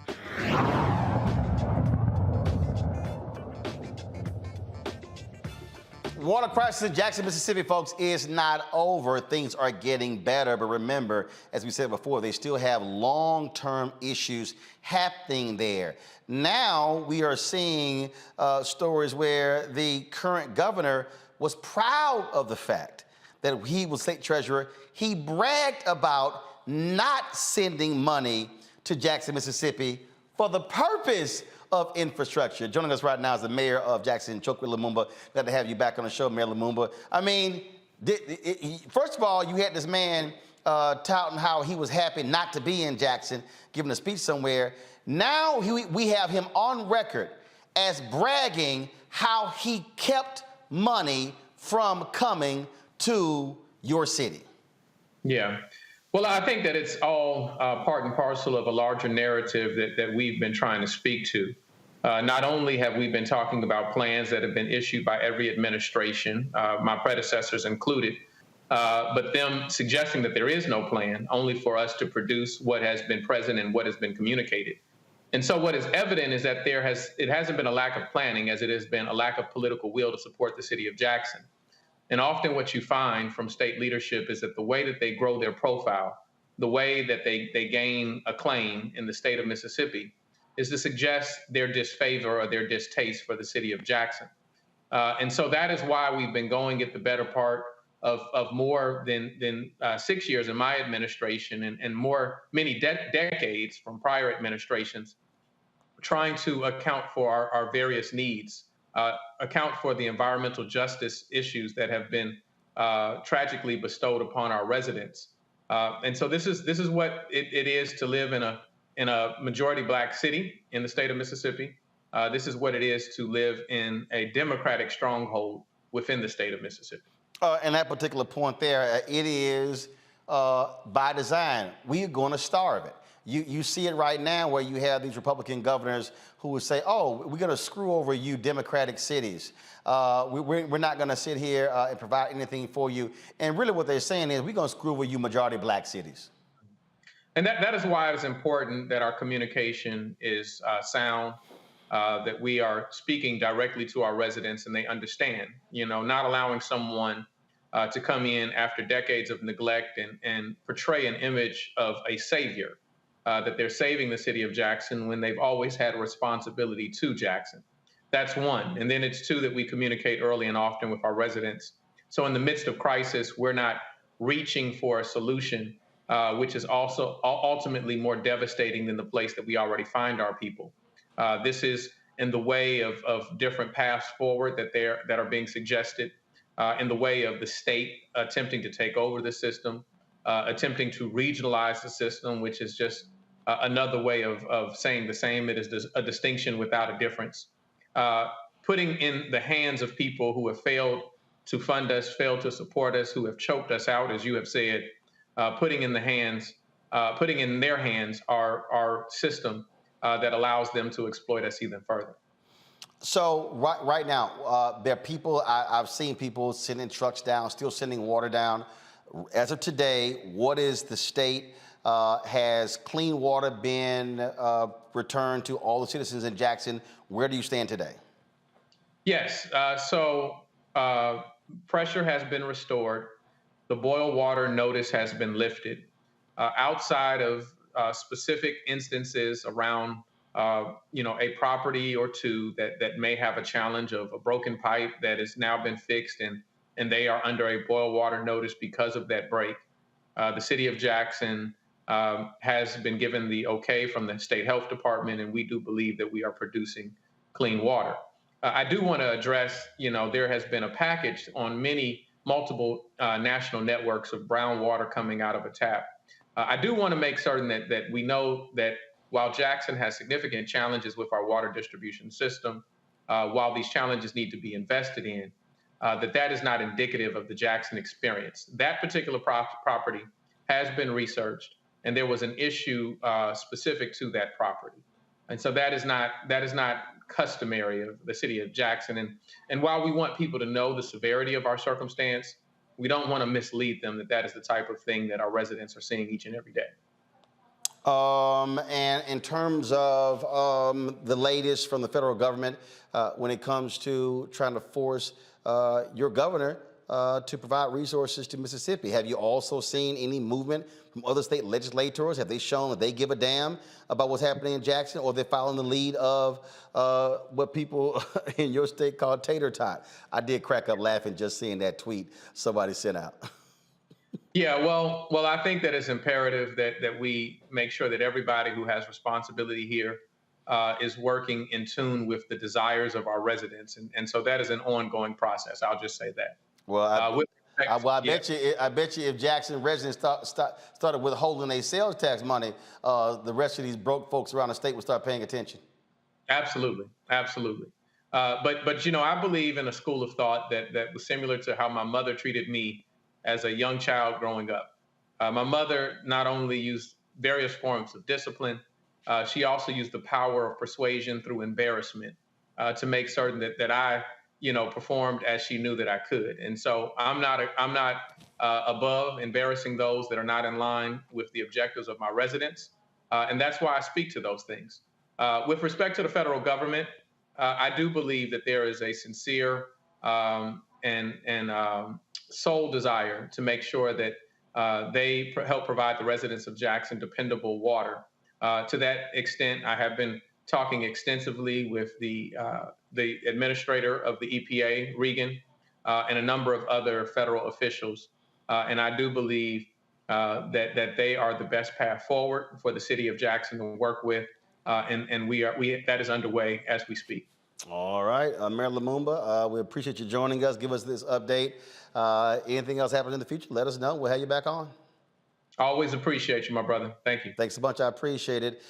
Jason, here's the thing. It was my man Adam Serwer who wrote, "Cruelty is the point." He's talking about Trump and these MAGA folks. That's where we stand. These people, and they all upset because I called them evil on MSNBC. Kayleigh McEnany and Harris Faulkner had the nerve to actually say, try to call us lapdogs, and Harris like, those comments were irresponsible. No, irresponsible is you not saying a damn thing when these folks are purposely trying to starve and kill black people by withholding funds because they don't like the fact that they won't vote for them. Yeah, I mean, there comes a point where we have to start calling things as they are. And I think, Mayor Lumumba speaks so eloquently. He's one of those people that I actually enjoy listening to just talk because I think he's so eloquent with his words. But I think there are people like you and me and Dr. Nyambi and Dr. Carr that have to actually call it what it is in the plainest language possible. And it is cruelty and it is evil that you would sit there while people don't have drinking water, while young college students can't take a shower to go to class, and some of them had to leave and go to hotels, that you would make jokes about the citizens of your own state. because you realize that many of them are working class and the majority of them, 80%, are Black. So I think we need to call it what it is. We need to make this a good versus evil battle, because in many cases, it is good versus evil. There are people out there that would see people without clean drinking water, one of the basic necessities of life, within their own state, something that they took an oath to be responsible for, and sit there and go to another town and make fun of it. And it's not irresponsible for you to call that out. It's irresponsible for Tate Reeves to do that and to not help the city of Jackson even before they had a crisis, when they asked for $47 million and he gave them $3 million. So I think it's, we need to call them out, not in flowery language. That's for elected officials like Mayor Lumumba. But for us who are in the media, we need to call it what it is. Well, and look, we're seeing more of this, Nyambi. We're seeing it more and more and more when it comes to these elected officials, and they are declaring war on these areas. And with us seeing an increasing number of Black folks moving back south, we need to be prepared to understand what is going on. They love the money we spend, but they want to starve these cities because they cannot stand Black leadership. And more importantly, they don't like Black people, right? So, this is a practice that we've seen over and over and over again in many cities around the country, where these cities are starved of resources systematically, so they fail.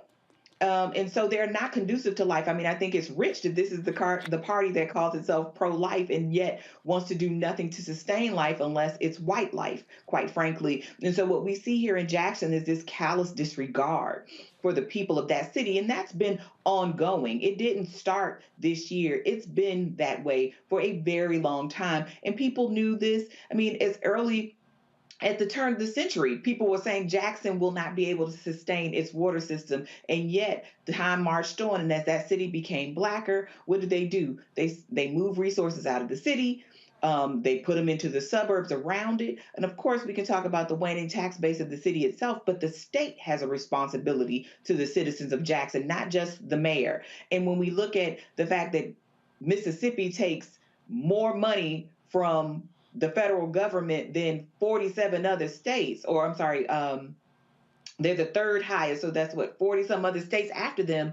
I think it's especially troubling that they find it so easy to treat the citizens of Jackson in this way. But this particular administration, but administrations before, this is how Black people get treated. When we say we are sick, we don't feel well, everybody just says, take an aspirin, you'll be better tomorrow. And that's essentially what they're telling Jackson. It's like, continue to boil this water. Maybe we'll give you a stopgap. But there are deeper systemic issues going on here that even money can't fix, because we can fix the water today and it's going to be something else tomorrow in that state for Black people, not just in Jackson, but throughout the state of Mississippi and many others. And as you know, as we move south, we have to really understand that our demographics aren't destiny, that we really have to be thinking about the moving pieces of the power in those states, because simply moving south does not mean that we are going to be able to change the character of these places overnight, and that we have to be thinking about sustained resistance to this kind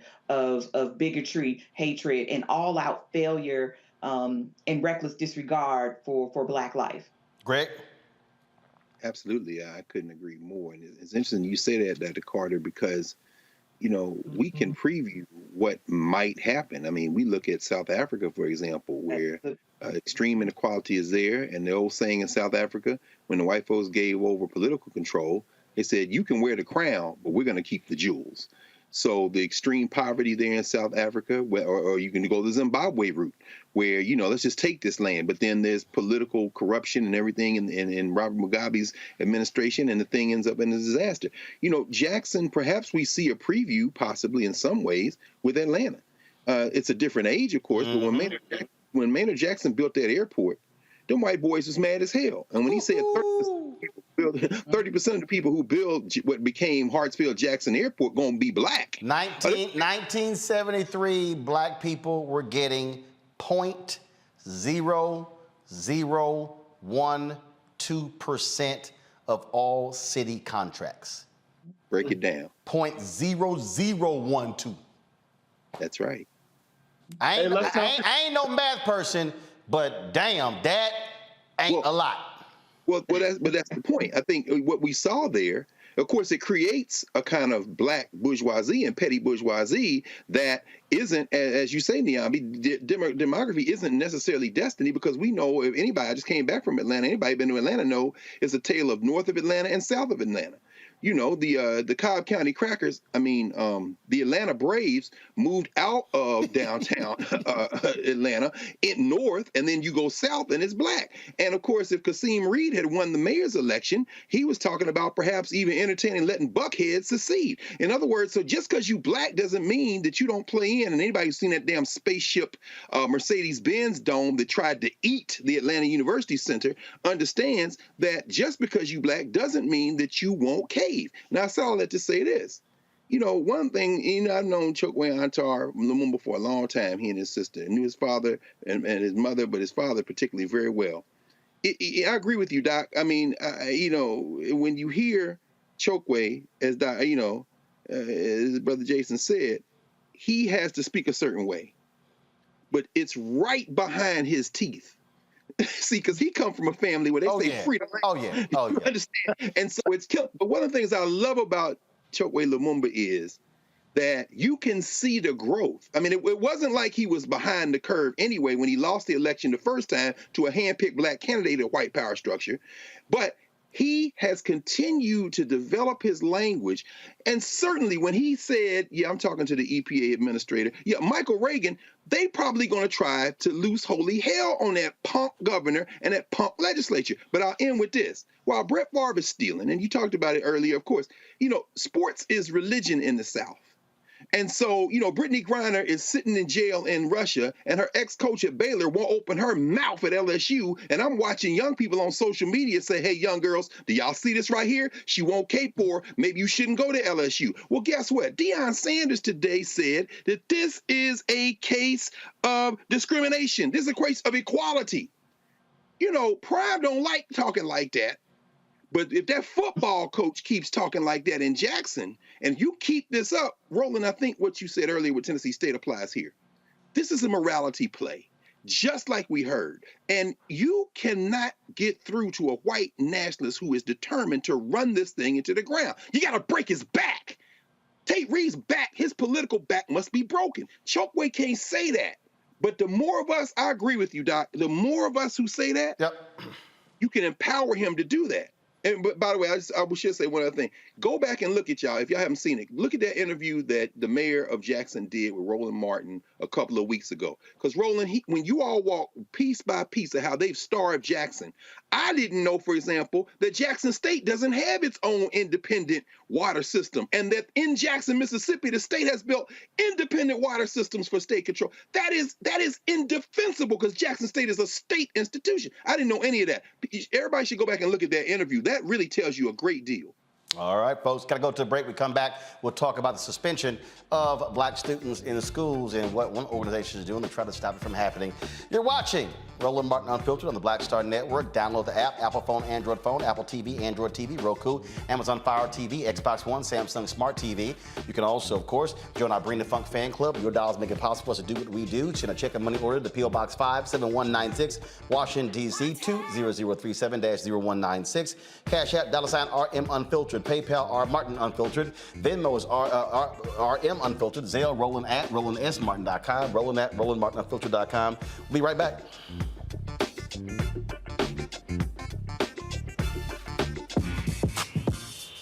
When we invest in ourselves, our glow, our vision, our vibe, we all shine. Together, we are black beyond measure. Hi, I'm Dr. Jackie Hood Martin, and I have a question for you. Ever feel as if your life is teetering and the weight and pressure of the world is consistently on your shoulders? Well, let me tell you, living a balanced life isn't easy. Join me each Tuesday on Black Star Network for A Balanced Life with Dr. Jackie. We'll laugh together, cry together, pull ourselves together, and cheer each other on. So join me for new shows each Tuesday on Black Star Network, A Balanced Life with Dr. Jackie.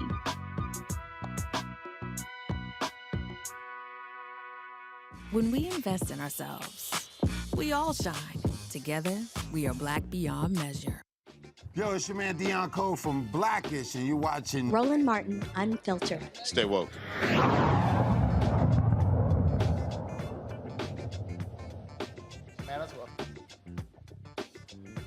All right, folks, the news study reveals that black girls are 4.19 times more likely to get suspended than white girls. Yeah, this has been an ongoing issue for quite some time. Even during the Obama administration, they tried to address this in the Department of Education, but people are still having to deal with this problem. Joining me right now is Dr. Andrea Joseph McCaddy, an assistant professor at the College of Social Work at the University of Tennessee. She examined the disproportionate school suspensions and the ways inequity impacts the experiences of students of color. Also, joining me is Carr James, executive director of the Find Design, F-I-N-D Design, and nonprofit organization that offers initiatives used to support black girls in schools. Okay, so talked about how the increase in the number. But why? What is the basis upon which this is the case? Hi, yes. So absolutely. So the numbers have been there. It's been decades that we know disproportional suspensions have been happening, particularly for students of color. In fact, the overall suspension numbers have been going down, but disproportionality is still persisting. And so as investigators have been looking at this, we know there's an array of issues. It's not just bad behavior, which some people may think. It includes bias. That's one of the things we're thinking about, what we believe, how we believe children should behave. It's punitive practices and policies, right? Those zero tolerance policies where children are getting suspended for a year or being expelled for subjective behaviors or for behaviors that we could probably rehabilitate. So there's an array of issues and interventions that schools are trying to put in place to support that. Does the data break down who is suspending them? Are they black teachers? Are they white teachers? Does it break that down? Mm-hmm. I can say I haven't come across that specific type of data, but what we know is over 85% of all educators are white women in the United States. So I think that should give us a sense that of who's making those decisions. But I also want to say that it's mostly administrators that are making decisions, who get to make the final decisions about who's being suspended. We talk about these suspensions. This is not 4th, 5th, 6th grade. This stuff is happening preschool, kindergarten. Absolutely. That's Absolutely. crazy. It's starting. To me, that's crazy too, right? Like just a few years out of the womb and you're already facing discipline at this extent. And we see that disproportionality that early as well. And so black boys and black girls have the highest suspension rates among their counterparts. And so what you're seeing here is data that anyone can get access to, charts anyone can get access to from the Office of Civil Rights. This is federal data made available to us. And what we know and what's really stark and stands out to me is that while, for example, black boys do have higher suspension outcomes than black girls, what we do know is black girls are the only group of girls disproportionately suspended in the country, starting at preschool. I want to bring in Carr James here. So, Carr, how do we reverse this? Because I mean, my goodness, if they're suspending them in preschool, damn. Yeah.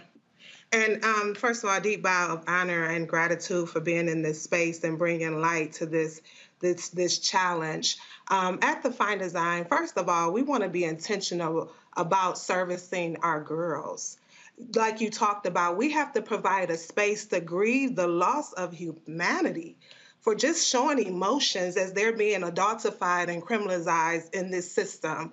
They're being seen as older. So because of this adultification, they are seen as less needing nurturing and caring and love. So first of all, we need to address, because they're ignored enough. Their voice is not heard enough. So we need to provide safety for them to grieve that loss, for them to be able to feel these feelings because they're real, that you can't just show up and just be without being labeled disrespectful or be doing something in violation of a school code. We have Black girls, and let's be clear, I want to be clear on this, Roland, that we also have to see Black girls. Oftentimes we're talking about their behavior and their trauma. Despite all of that, Black girls have joy. they have resilience. I think about the 8th graders in my programs that's leaving school, going homes, being mothers of 6 kids.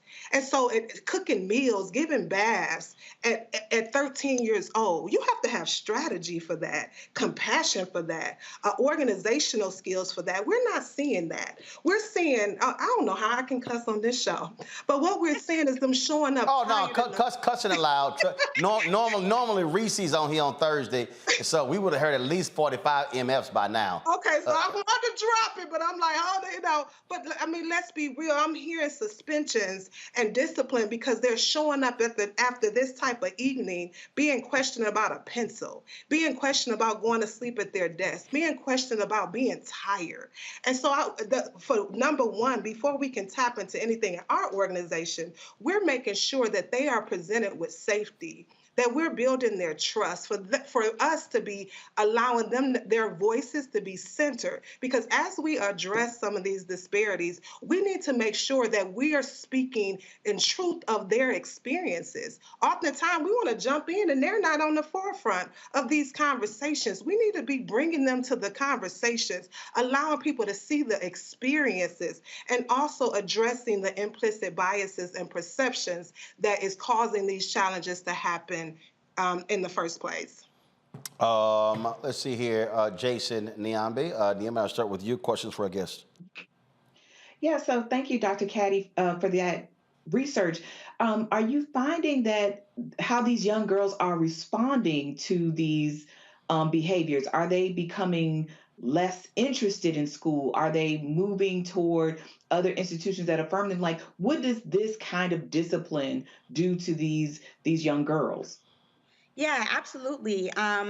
There are outcomes that we certainly want to pay attention to. So there's academic outcomes, right? And so they're missing school days, they're missing instruction. So that's certainly having an impact on their grades, their social connectedness, their relationship that they can be building with their educators and their classmates, behavioral, right? Students being labeled as a troublemaker and then maybe playing into those labels sometimes. And as well as we know that there's a school to prison pipeline. The more a student is suspended, the more they're suspended, right? And they're at greater risk for being involved with juvenile justice, et cetera. So, what I often say is, I haven't seen any research there thus far that tells me that school suspensions work. We're not seeing this reformed behavior. What I think is schools need alternatives. And so that's why we have interventions such as restorative justice practices and positive behavior intervention systems. And while those are doing great work thus far, they're mostly reducing overall suspensions, and these schools need help making these interventions intersectional, meaning we're accounting for race and racism in society, gender in society, and thinking about the way that girls are living within those identities, particularly in their communities and in schools. Jason. So first of all, thank you so much for the work you do. I teach about adultification of Black girls every semester. So I'm so glad that you guys are actually tackling this issue. I did want to just say one thing, and that is, I think it was Roland that asked about same-race teachers. And what they found in research is that there will be 1,800 fewer suspensions, at least this is in New York City, 1,800 fewer suspensions of Black students when they share the same race as their teacher over a 10-year period. And to your point just a second ago, Professor, 9,000 more days of school for Black students over 10 years if we cut out school suspensions. I never understood it. As a kid who got suspended a couple of times, I never understood the logic of I'm in trouble so I don't have to go to school. You know what I mean? Like, in-school suspensions were a little different, but having me out of school so then I have to catch up and then I'm going to be frustrated in the classroom, it really was counterintuitive and didn't make sense. I wanted to ask you guys about, a few years ago, we know the Obama administration had a guidance to reduce school suspensions, and then the Trump administration rolled it back. I wanted to ask you guys, do you think that made a difference in making things worse and exacerbating things, or were there things about the Obama administration guidance that needed to be fixed as well? Well, I think the Obama administration took the first step in at least highlighting the problem, right? Making sure that we had the national data available so that researchers such as myself could explore what was happening as early as preschool, because that preschool data hasn't even been around for, I think, 10 years. And so that was the first good step. And then making funding available so that schools can have access to it, districts can have access to implement positive behavior interventions, as well as restorative justice practices. However, where we are now is we actually have to talk about race. And I think in the post-Trump era, that's where we get tripped up a bit, right? In this era where schools are afraid of the big bad critical race theory and everything gets misconstrued under that concept, you know, I meet so many practitioners, educators who want to do the work, being more at the forefront with their own biases and understanding students' culture, but depending on the state you live in, that work may be misconstrued.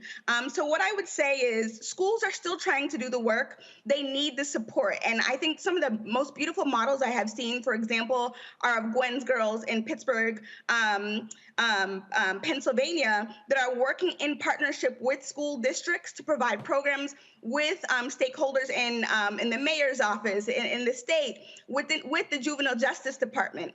And so there's coalition building. That's what schools need. They can't do it by themselves. We need researchers on board. We need policymakers on board to do this work collectively, particularly in the era where educators are there's a muffle over their mouths to talk the truth about race and racism in our country.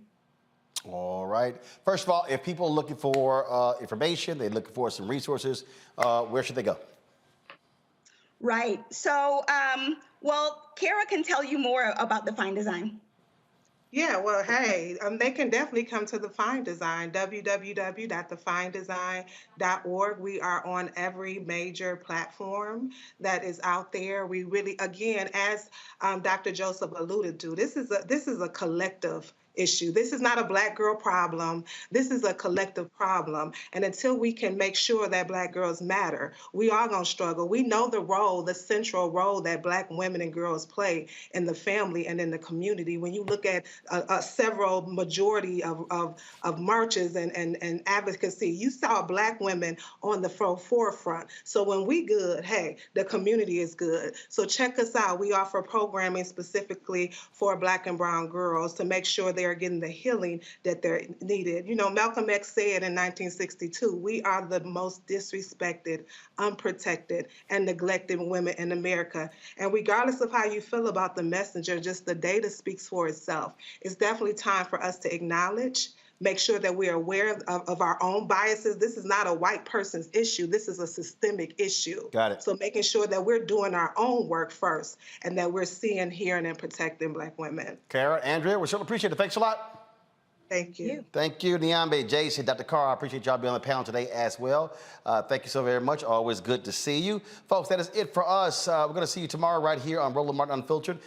Today, of course, if you missed the Alpha Luncheon where we talked about voting, what the D9 is doing, go to the Black Star Network app, go to our YouTube channel. You can actually see that panel. We also, of course, live streamed yesterday's event, the Black Women's Roundtable. That's also available on our app and the YouTube channel as well. Tomorrow, I have three sessions I'll be moderating at Congressional Black Caucus Foundation ALC. Well, the first one begins at 9:30 in the morning. We'll be live streaming those three all day.